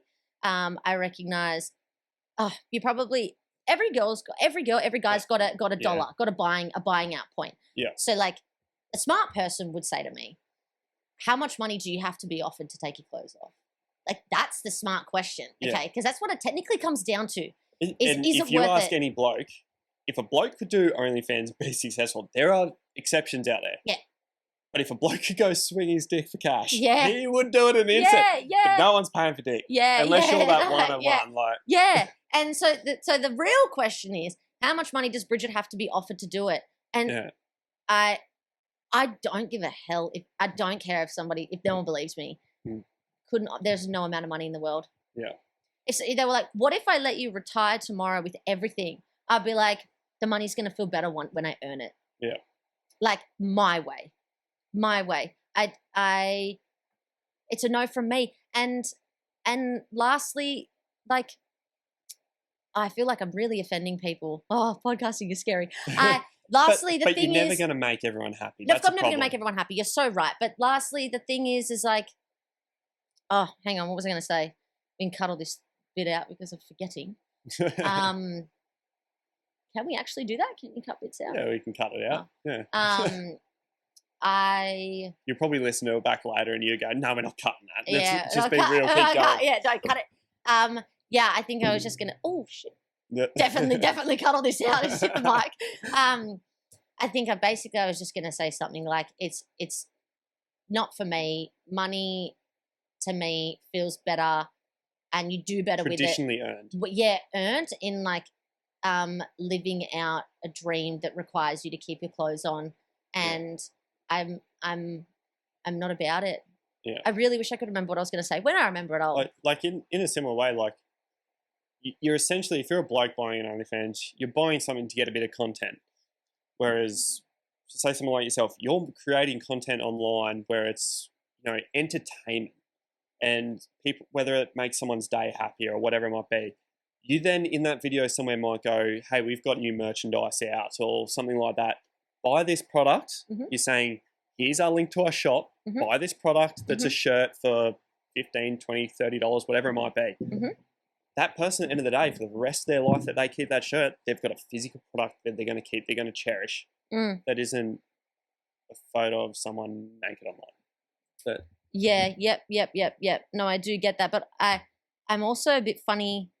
I think you can probably tell by now. I'm quite I have a very funny feeling about the way you make money off your audience because they're not your ATMs to take advantage of. Yeah. And I think even putting out merch, I'm just like, gotta be careful. Like, I just, my moral compass on other people's wallets is just very, very, very, very, very up there, and that's why. And that's why, like, I've only just started a shop, so I get asked all the time, "Are you going to do merch or anything like that?" And I do merch. We've built a shop now where, because we're doing race parts and all that sort of stuff, it's you're buying something for your car. It's a modification that people actually want and keep. And I sort of put it there as an advertising. And it's wrapping my head around it the last month that it's sort of been going. It's like, do you guys want shirts? Do you want stickers, banners? If you want to get them, they're here. Yeah. I'm not forcing every person to get them. Like, I'm going to have mates. I'm going to go, here's a banner, here's a shirt. Grab this stuff, rock it. Like, if you don't want to rock it, I don't care. Yeah. But it's, there's an option there because some people do, and they're fortunate enough to have the money where they can go spend it.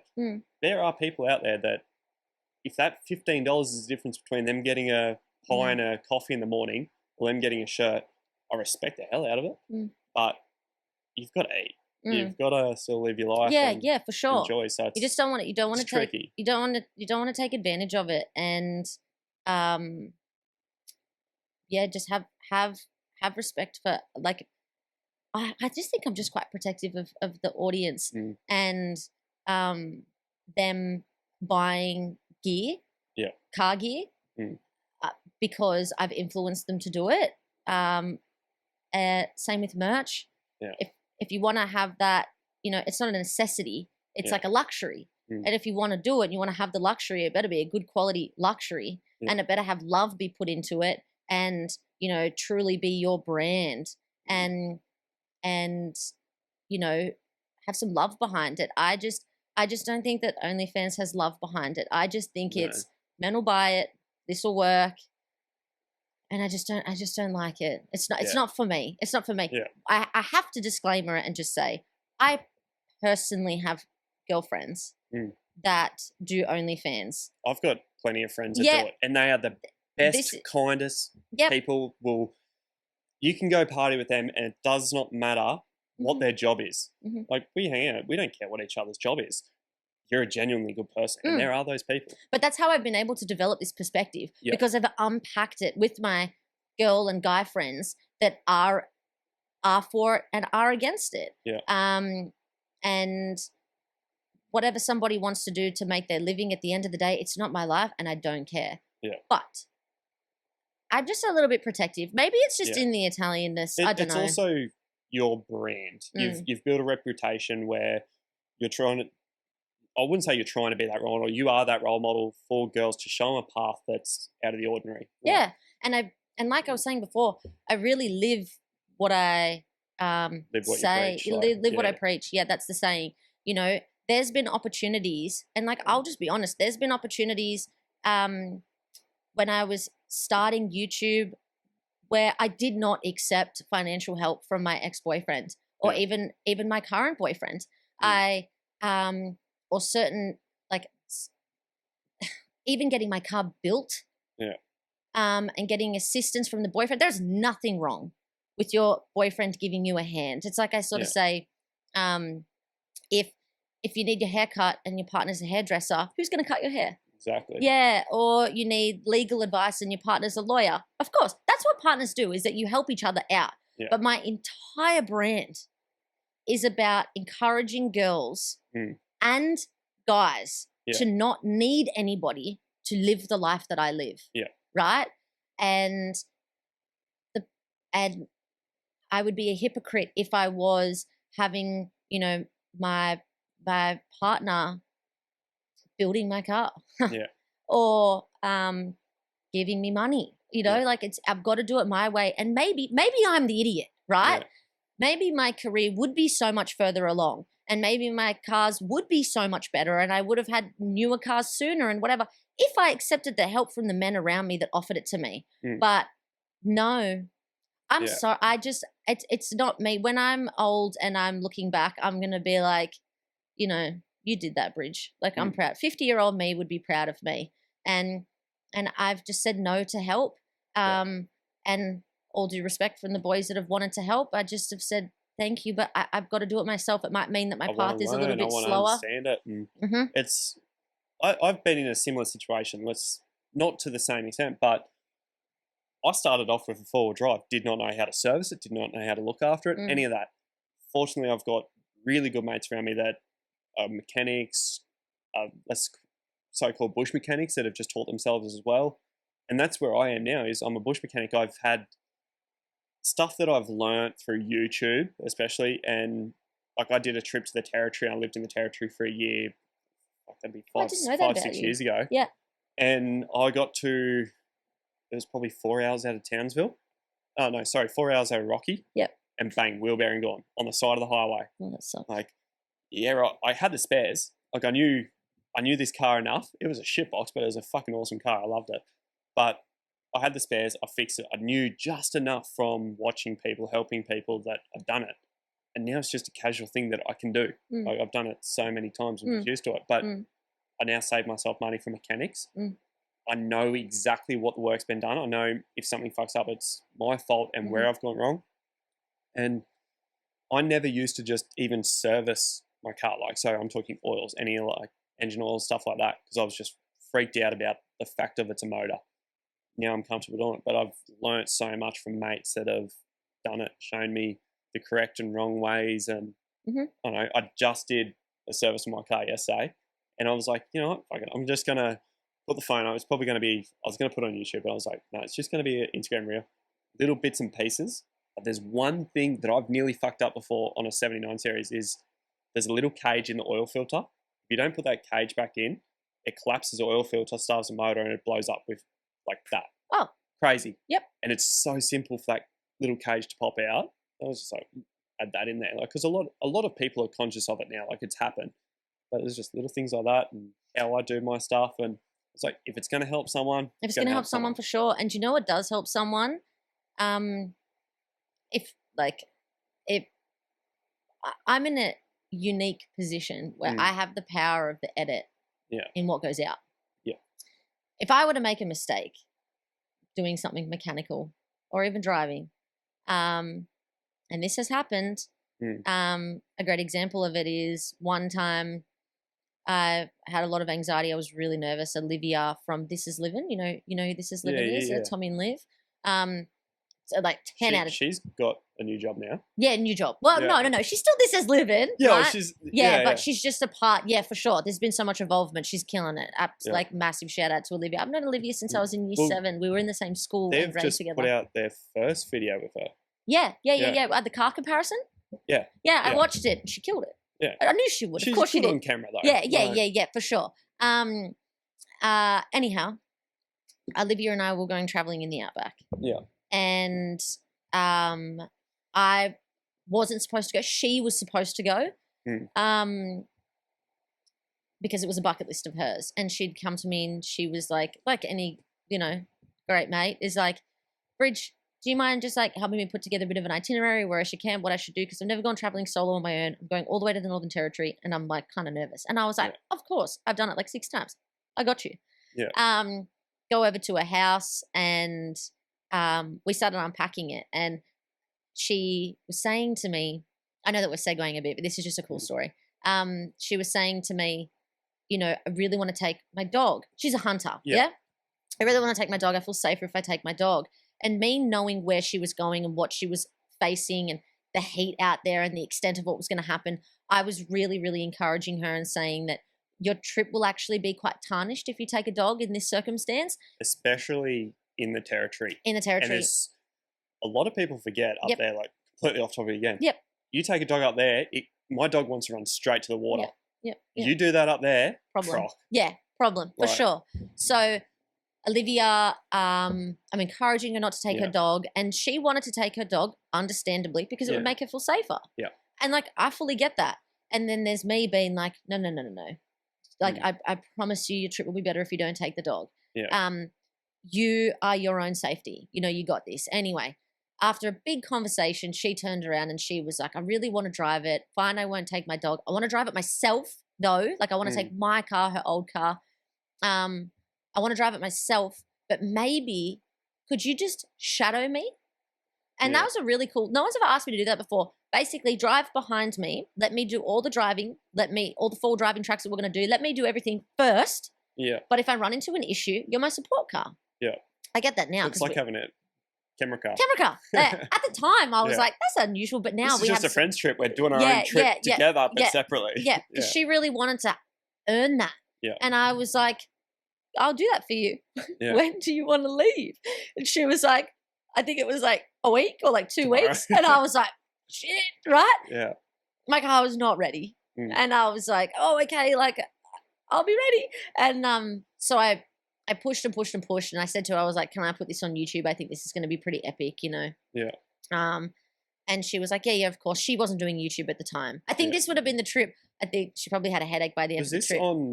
So going back, is this Red Dirt or your? Nah, my YouTube? YouTube channel before Red Dirt. Yeah. And I'd been encouraging Olivia well before we'd gone on this trip, being like, I really think that you'd be good at YouTube. Like, and also too, I'm quite protective again of a friend. And she had, I hope I don't get in trouble for this, but she had a boss that I wasn't a fan of the way that he treated her, and I wanted Olivia to get out. Yeah. And I was like, you should do YouTube, And she was like, oh, I don't know. We go on this trip together, and obviously I just kept badgering her. Yeah. And then like she could see by the end of the trip that she totally is talented enough and whatever. Yeah. Anyway, and as in the week when I'm rushing to get the car ready to be able to go on the trip, I'm quite anxious and nervous because I'm like, I've got to hold the responsibility, because now I've got to be mechanically aware enough of my own car and her car. Yeah. And I've got to put a trip together and find out everything for both of us. Like, I was like, there's a bit on, right? And I wasn't that mechanically savvy at the time. And I made a mistake when I was servicing the car, like the day before we were leaving. And I accidentally just nicked up my sump plug a little bit too tight. Oh. And it skipped. Oh, no. And it couldn't hold oil anymore. So I just like cooked the thread, basically. Yeah. I feel silly that I did that. I should have known better, but I was rushing and I just did. I just stuffed it up. Yeah. And because we were filming everything for YouTube, I was like, do I include this in the episodes? And this is early YouTube days for me, where the idea of putting out honest mistakes made me incredibly nervous, because I was like, people are going to think I'm an idiot. And I did, and I put it out, and a few people thought that, but it made the journey more exciting to watch because It gave it a drama. Because we sycophilexed. This is bush mechanics. This is bush mechanics. I've done some sketchy shit too. Yeah. Like, I'm not proud of it, but we wanted to tap the thread and fix it, but there was a time and whatever. I'm not a mechanic, okay? I think we should all know this by now. So I, with like a heat resistant Sikaflex. Are you getting that? Yeah, you just getting get that that noise? too? Yeah. What is that? Oh, The wolf is back. the dogs are bloody running amok. Where was I at? Oh, basically, that's right. I over tightened the sump plug. And I put that bit of content, I put that out online. And I was very, very, very nervous about it. But what that does, that not a lot of YouTube channels do, is tell the true narrative of what's actually happening. The reality of the situation. You making mistakes, you know, what you might truly be feeling in an actual moment. And I think that is maybe not yet, but I believe that people are going to realize that I don't watch YouTube to watch a dub of Netflix.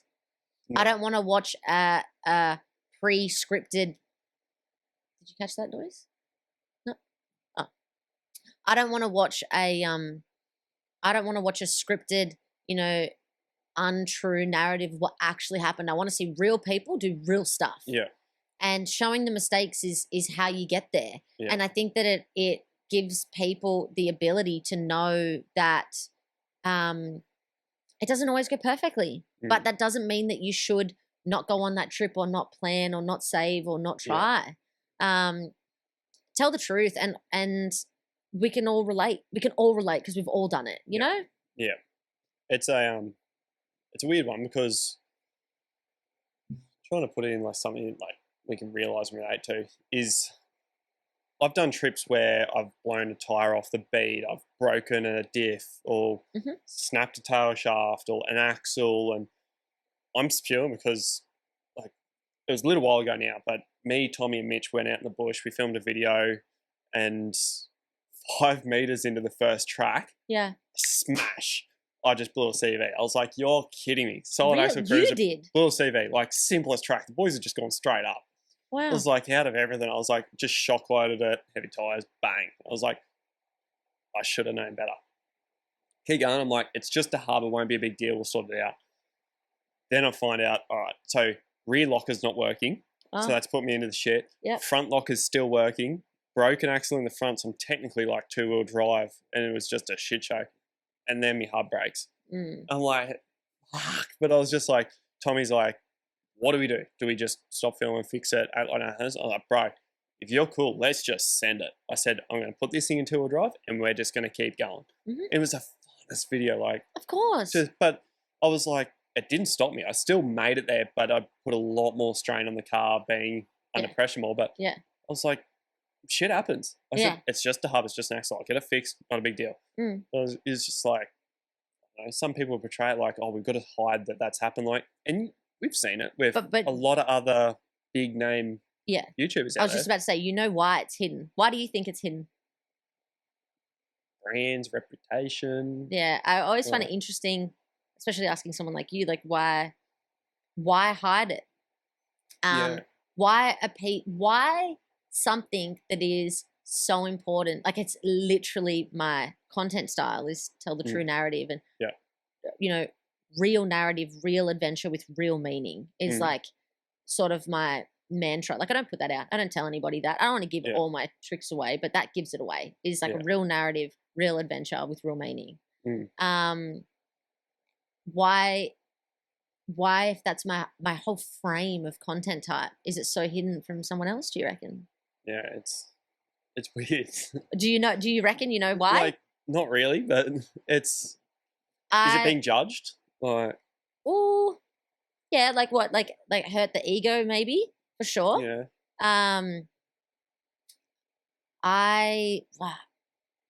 I sometimes think. I just think. I have no proof. I don't know.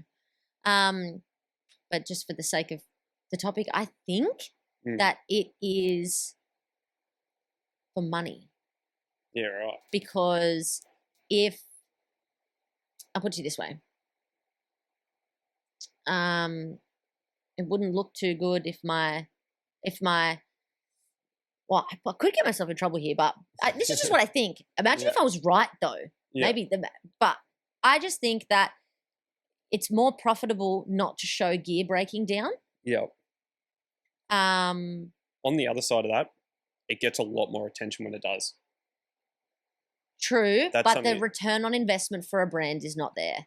No. It also depends on if it's a product that's heavily sponsored and advertised and something's either breaking or continuously breaking, it does not look good. Mm-hmm. But that I think like it's something that's an axle or whatever like that, it's such a common thing that if you can break it and have a laugh with your friends in the bush that it's broken, and like, yes, it's a serious issue that something's broken, but it's not the end of the world because it is such a normal thing that people can just sit there and have a laugh. And I feel like if we take it so seriously and project it online so seriously, like this is a major thing, it's going to shy people off or really scare them when that thing does happen. Because I've seen a lot of people like will plan a trip somewhere and they go, do we need like CVs, axles, hubs? And I go, know your car, know what's going to break, and don't be afraid to push the limit of yourself and the car. If it does break, we just fix it. We might get to camp half an hour later or an hour later, but it's not a big deal. And yeah, for sure.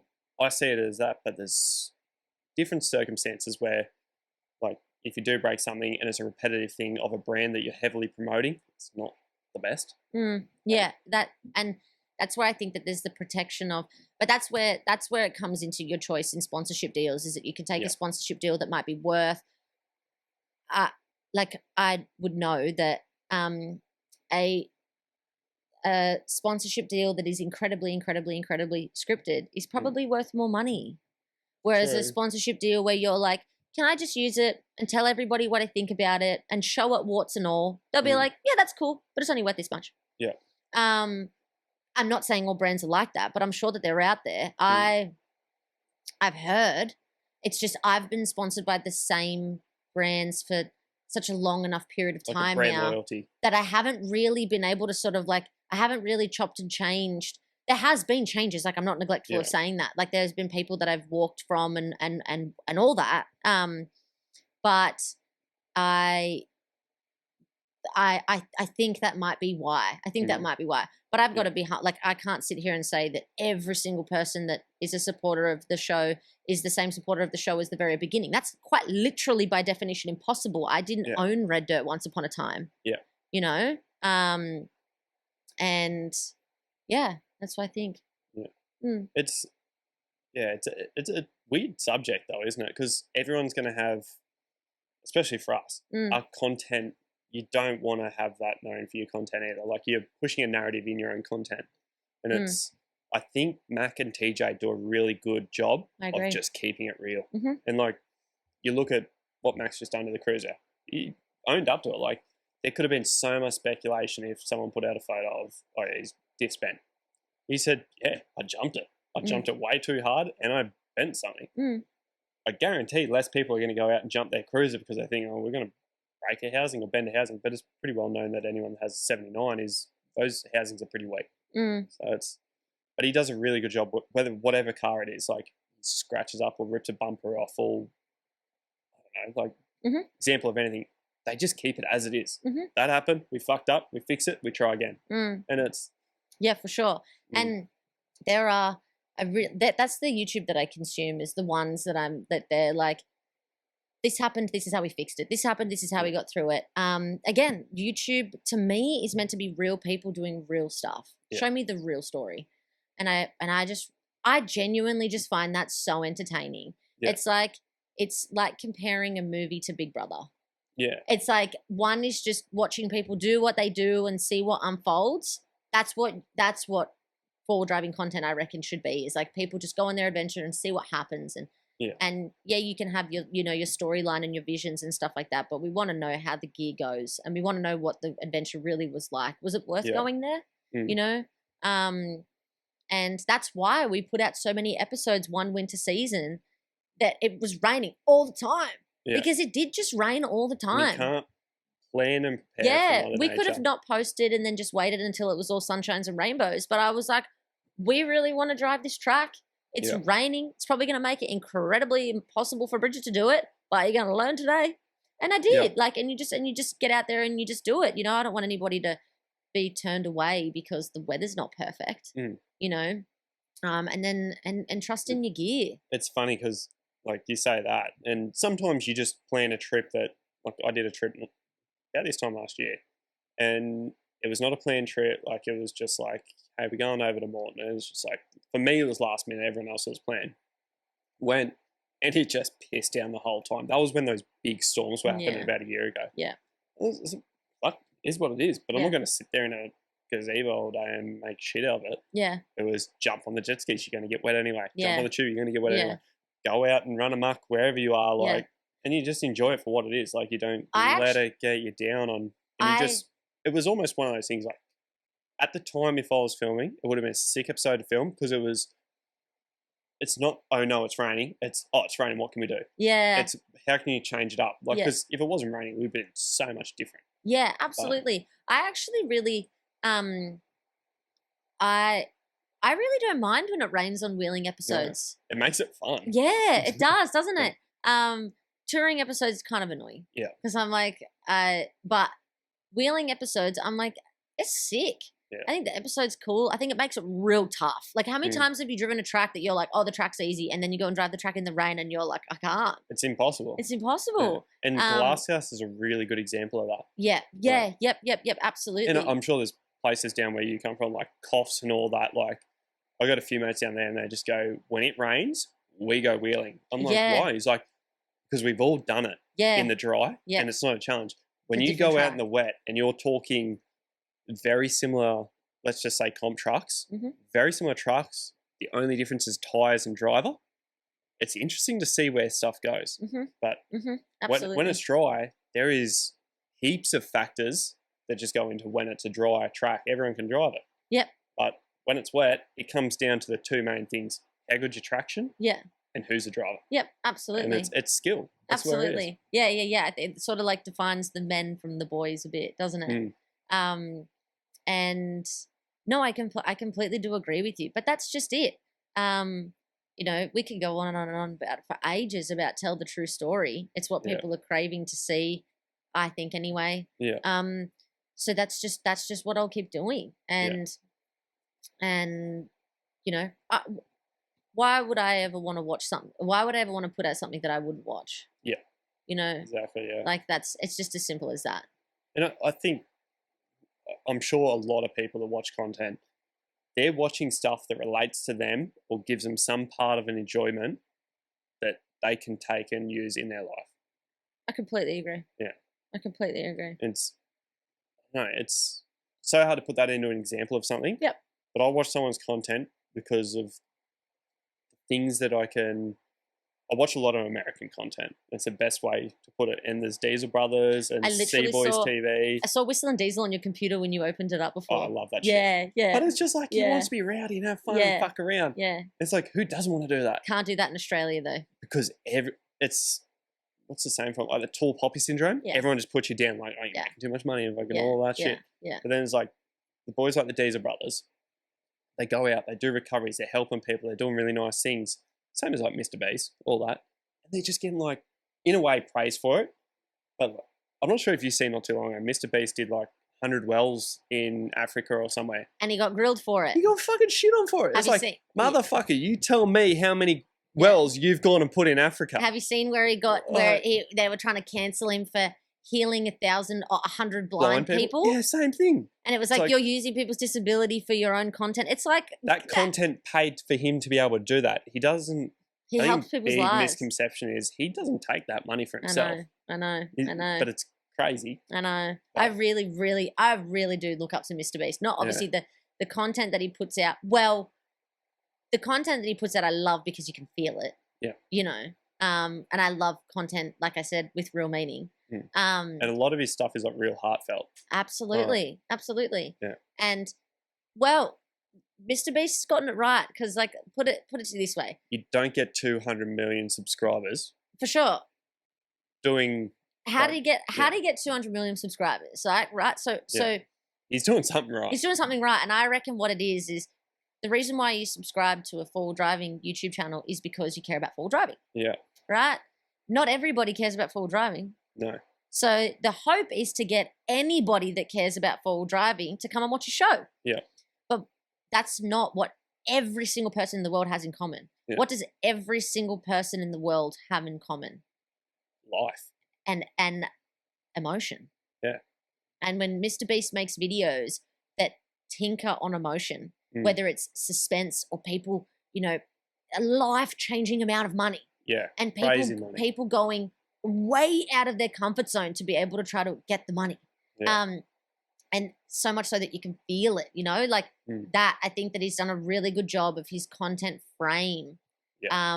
From my perspective, is it is lent into something that every single human being has in common. Yeah. And he does really well with it. Really well with it, doesn't he? And a lot of people get caught up and go, "Oh, he just makes children's videos." Nowhere near like that. No.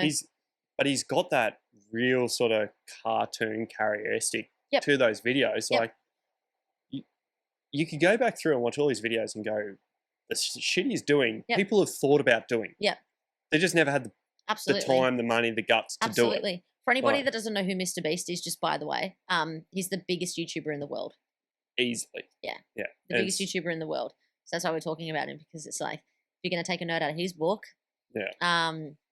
But yeah, the biggest podcaster in the world, Joe Rogan. What do you think his thing is that he's getting? So we've unpacked the best figure of YouTube, my side of the couch, your side of the couch, the best podcaster in the world. What do you reckon Joe Rogan does that he does really well in? What's his thing? What's his finesse? How diverse he is. Nice. He talks to everyone and anything. Yeah. And the one thing he says it himself, just listen. Yep. And it's just like, that's what it is. Absolutely. Let people tell their story without you telling someone else's story.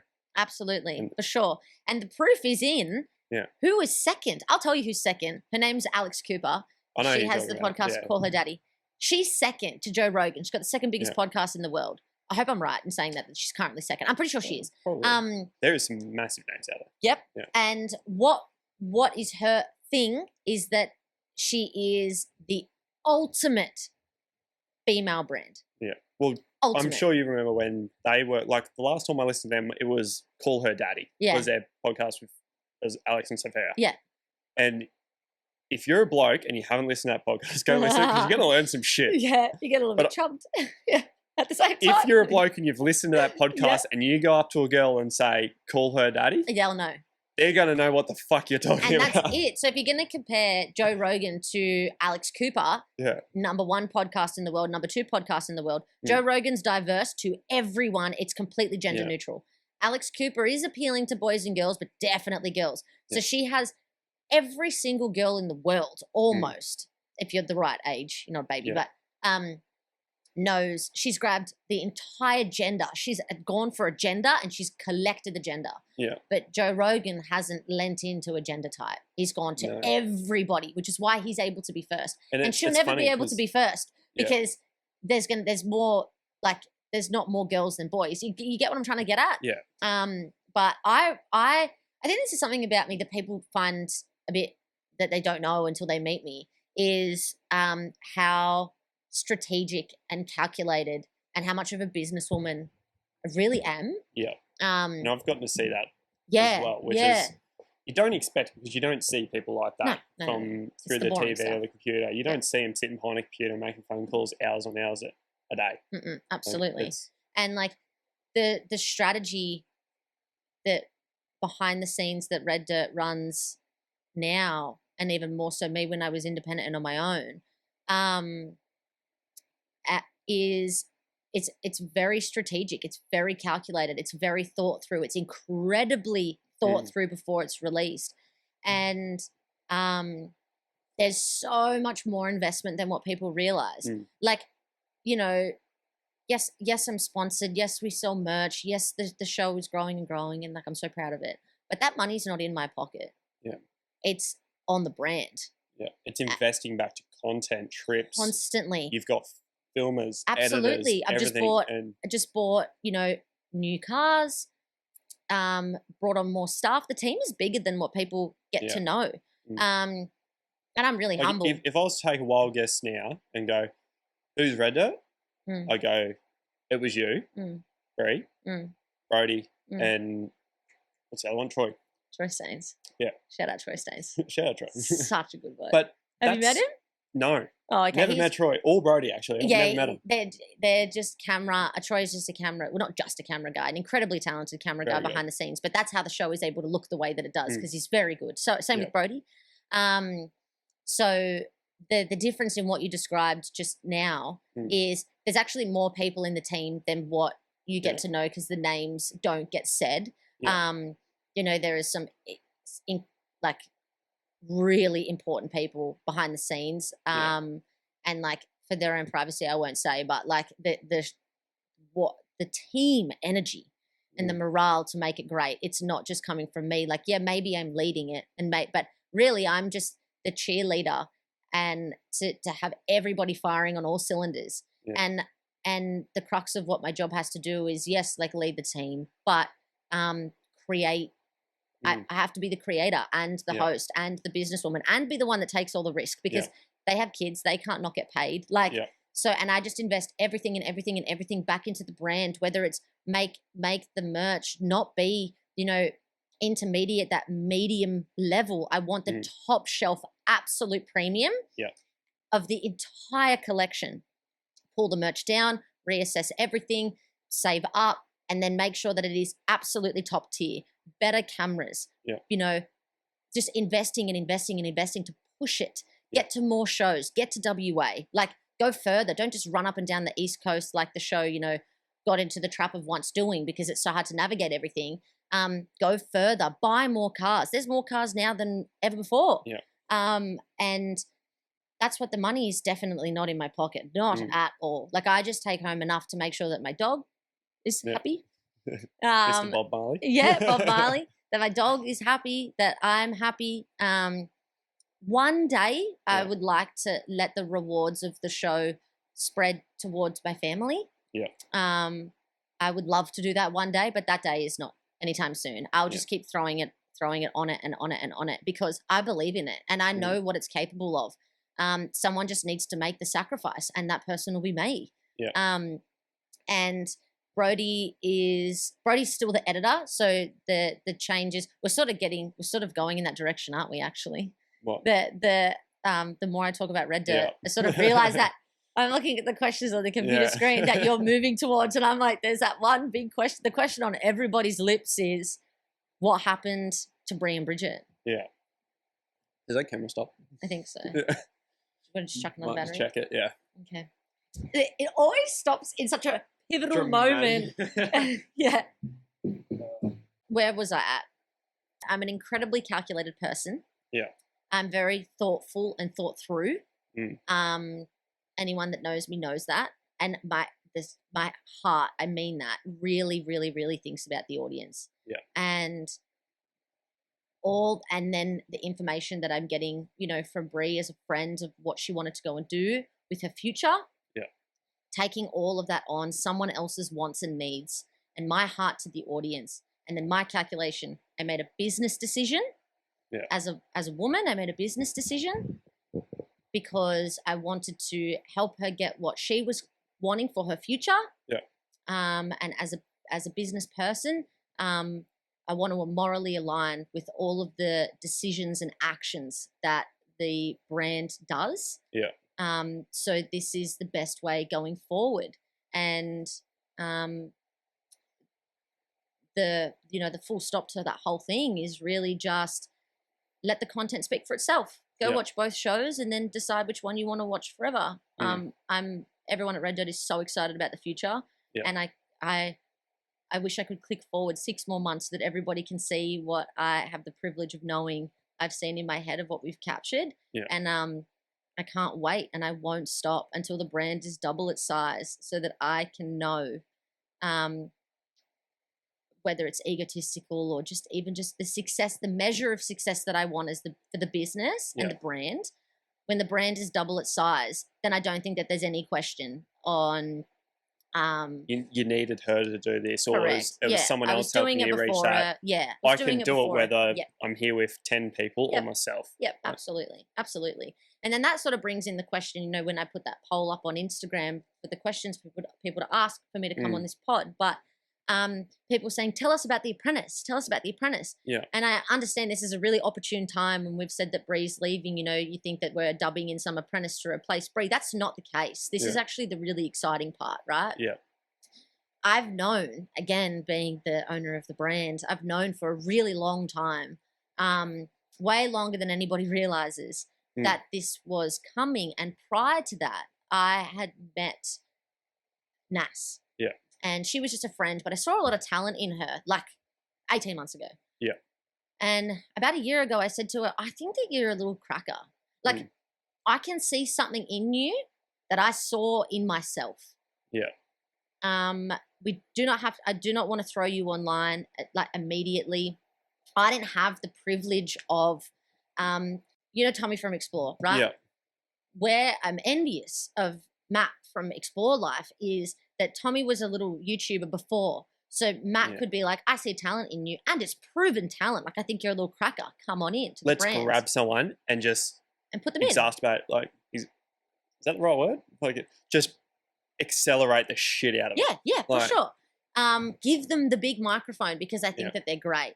I didn't have that with Nas, right? Nas wasn't a tried and tested little firecracker. Yeah. As a human being, somebody that is calculated and does have a very creative mindset, I could see something in her that I thought will be fantastic. Yeah. So I pitched her the offer and I said, I would like to train you off record for 6 months. Yeah. And if you're feeling it, if you feel what I feel, let's get you onto the brand. So Nas has been trained under my wing for quite a long time. Yeah. And now we've only surfaced her to you know, the stage, so to speak. However, it is just ironic that, and I knew that the flip was going to happen at the same time that when we were announcing that Bree was leaving, because we knew that Bree was going for quite some time. Yeah. We just kept creating, and we separated our content. I don't know if you ever noticed, but Red Dirt, once upon a time, we used to make content and Bree and I were always together. Then we separated it. And people did start to notice that. For sure. So we separated our content. The transition's technically been going on for ages, right? Yeah. And then Bree starts coming to me that she wants to chase her different dreams. And I'm like, oh, I'm training this little apprentice. Now, Nas will never be stepped up as the replacement patrol driver. That's not the case. That's not what she's so fantastic at. What the show has done is now Red Dirt has got 3 vehicles. Yep. Once upon a time, 2, now 3. And those vehicles being, which I have kept this private for so long that it's so sick to finally be talking about it with someone. Yeah. That the touring vehicle being the Hilux. Yeah. I built it to be a tourer. And you know, with Bree and I living 13 hours apart, and sometimes she wouldn't be able to get to certain places because the patrol might be having an issue, as all good patrols have issues, right? Every good car. Not just her patrol, all patrols, right? Nah. So like the Hilux was having to dub in at times and be a wheeling vehicle just for logistical sake. Yeah. Whereas I built it to be a tourer. You just have to look at it for a second and then you're like, why the fuck is that car going wheeling, right? Yeah. It doesn't have lockers for a reason. 33's no lockers. You know what I mean? Like it's not a wheeling car. With the timber fit out at the back. Like it's just not, it's not meant to be going and put onto its lid, right? It's meant to be slept in and go to the far distances. But it's never made to travel Fraser Isle and then go to Perth and then the Territory. And then but why didn't the car ever do that? This is the thing that I feel like I've just been so patient, waiting for finally the show to go in the correct, the better direction is let the vehicles do what they're supposed to do and do the big. If you're going to build a dedicated wheeling vehicle like the Patrol was, don't put a canopy on it. No. Don't put a canopy on it. Don't take it wheeling. Like she had issues and I feel like that they weren't necessarily her fault, but she was carrying all of this weight, and then she was trying to wheel the shit out of the car. Yeah, and it I was doesn't like, work. and we were Doesn't both mix. trying to hybrid be wheelers and tourers, and it was like, and I just thought to myself, this is not right. This is not right. Yeah. So how do I make it right? So the Hilux now being a fully developed touring vehicle, that car gets shipped over like minutes after this podcast comes out, just by the way, to the other side of the country. Yeah, right. To go touring where the name of Aussie touring was named for. I'm talking NT, Kimberley's, Nullarbor. Yeah. That's remote travel that's destination. Yeah. I built it. I don't hold a ridiculous amount of, amps for a reason, right? It's because that's what the car was built for. Yeah. So the Hilux goes and does those proper top tier touring missions. Yeah. But then where's the wheeling content? And in my opinion, and in a lot of people's opinion, the wheeling content's on the East Coast. We know that. Pretty right? much, yeah. It's from Tassie to the Cape, right? Yeah. But there's not that much wheeling when you go into the middle and to the other side of the country. You're going to get sand dunes and high speed. But I'm talking and, like, mud, rock crawling, big stuff. Like it's the East Coast, and you can name 3 to 4 iconic destinations that are going to have that. You got High Country, Coffs, pretty much like Glasshouse, SEQ, and then you start looking upwards of Cape York. Like, and so I just again invested back into the brand. Didn't even think twice, and bought a cruiser. And I didn't want to buy, a big bad 79. Don't get me wrong, I really like 79s. I'm a Toyota girl through and through. Worst wheeling car. Yeah, but I wanted I wanted to buy a car that had good foundations to be a great wheeling car, but watch me build it to be a ridiculously good wheeling car. So I bought a 105. Yeah. And that is in production, like literally as we speak. Like right now, it's being tinked on by me and others. And so then that car will stay on the East Coast and jump from, Cape to Coffs to Tassie, doing the proper hard wheeling stuff, and finally give me the tools to show the wheeler that I actually am. The funny thing is I used to own 100 series back in the day. Yeah. And a few people that have followed me for a very long time have said to me, are you as shit at wheeling as what the show puts you out to I be? remember you telling me about this. Someone come up to you at a show and ask you that question. Are you actually as shit as what the show puts you out to be? Or do you just do that to be, the green relatable one?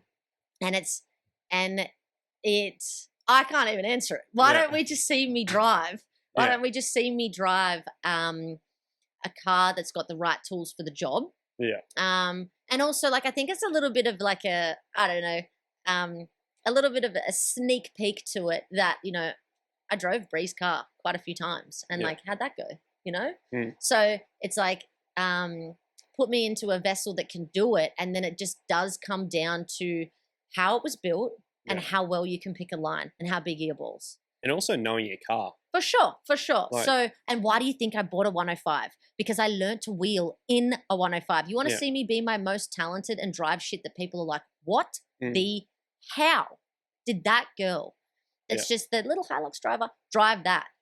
Of course I went and bought the car that I know that I can wheel the shit out of. Yeah, exactly. I've had one, And so solid axle. And solid axle, that's another beauty that we all need. So then we've got our dedicated wheeling vehicle, and I'll just say it early that the car being a dedicated for the show and built for the job, it's got to have something unique about it. So the Hilux, I'm really proud of the Hilux because it, there's a lot of N70s out there. Once upon a time, it was the most common car ever, right? Yeah. But you just have to Google N70 and my car comes up. I have done a really good job of buying a car that should have blended into the crowd of N70s and shown that with creativity and good build and just a good skilled person, which I know I am, build a car that everybody knows. You think of an N70 and you're like, oh yeah, that Bridget girl has one. It's got timber in the back of it. Me and the boys used to have a joke, and it was we'd just walk around because 2 of the boys had one. Yeah. It was very, very rare white N70 dual cab Hilux with sunraises. Yeah. That was a joke. And you still see them. Yeah, you They're still everywhere. see them. Still see them. So the the 100 series has got to do the same thing, right? Yeah. I know there's not as many 100 series out there, but the 100 series has got to live. It's cool. You're cool if you build a very well-known great car Unique. once, Yeah. right? But can you do it twice? It's hard. So what the 105 is being, I can't say, but what the way that I'm building the 105 has never been done in Australia ever before. Yeah, right.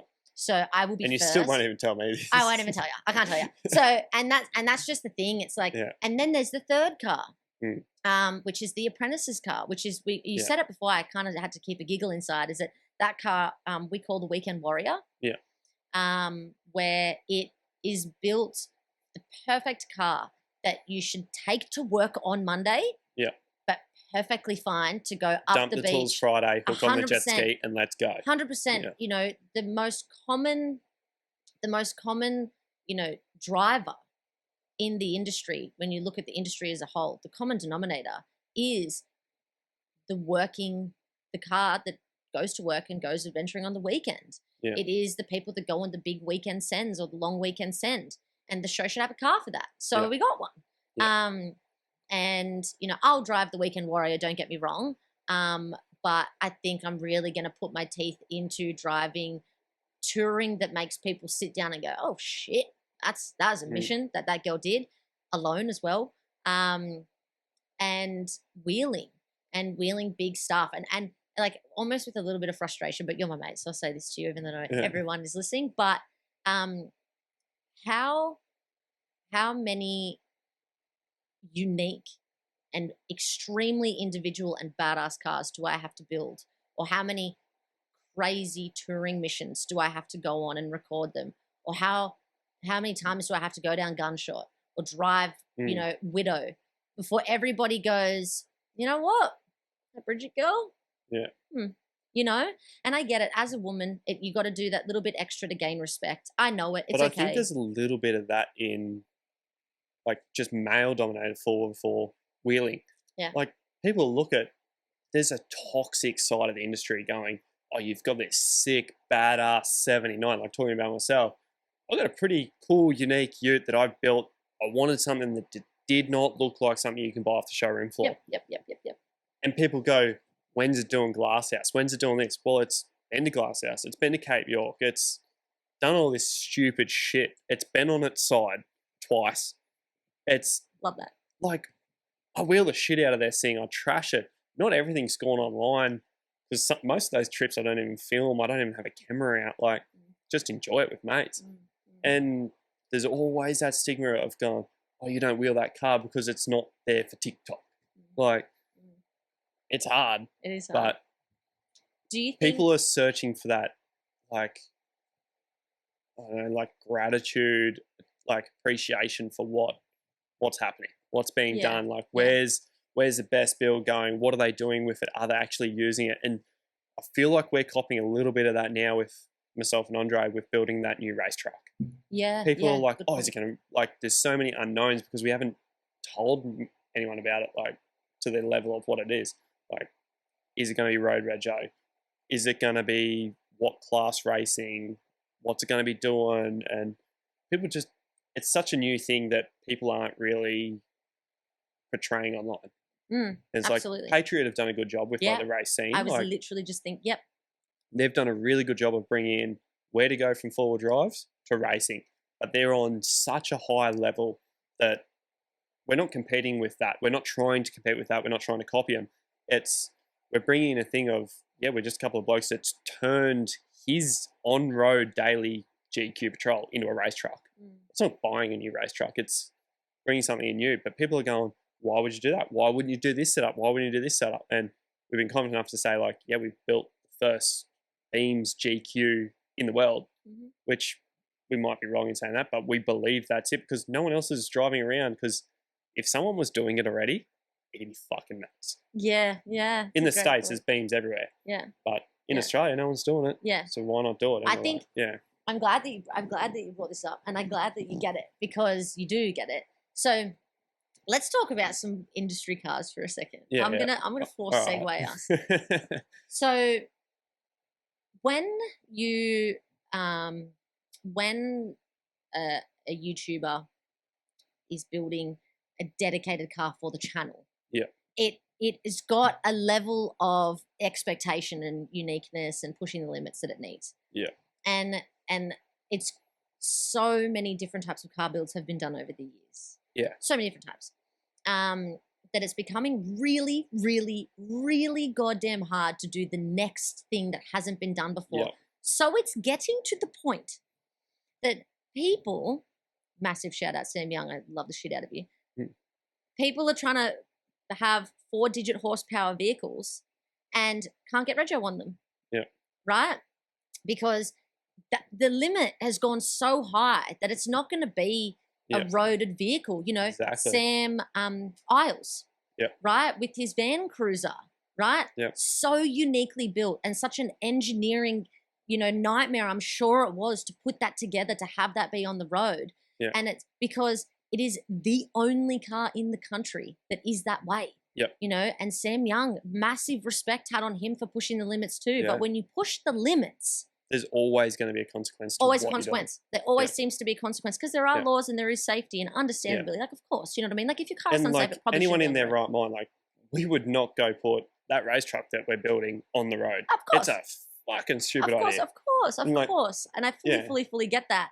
So that's why I got to give myself a little bit of a pat on the back preemptively, even though no one's going to know what I'm talking about. But so when you ask someone like me building, another 105, that wants it to wheel like an animal, but it's got to do something that the internet hasn't seen before. Dedicated built for the show. It's going to go to all the shows. Everyone's going to see it. So it's got to have something that's never been done before, right?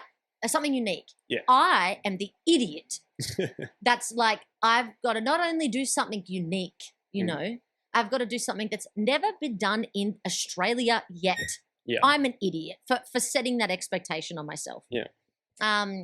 Hoping that I can actually impress myself But once. the expectation is that that's going to give you the level above to be hopefully the first one that people can go to, holy shit, it's been done. Who's done it? Yep. And then they go, oh, it was Bridget from Red Dirt. Yep. All right. Instantly, that's the only hope you can have on the back end is that people go, she was the first one to do it. I want to follow it. I want to see where it's up to. I want to see how it's going 6, 12, 24 months on to go, if I put this in my car, it's going to be reliable. Yep, and absolutely.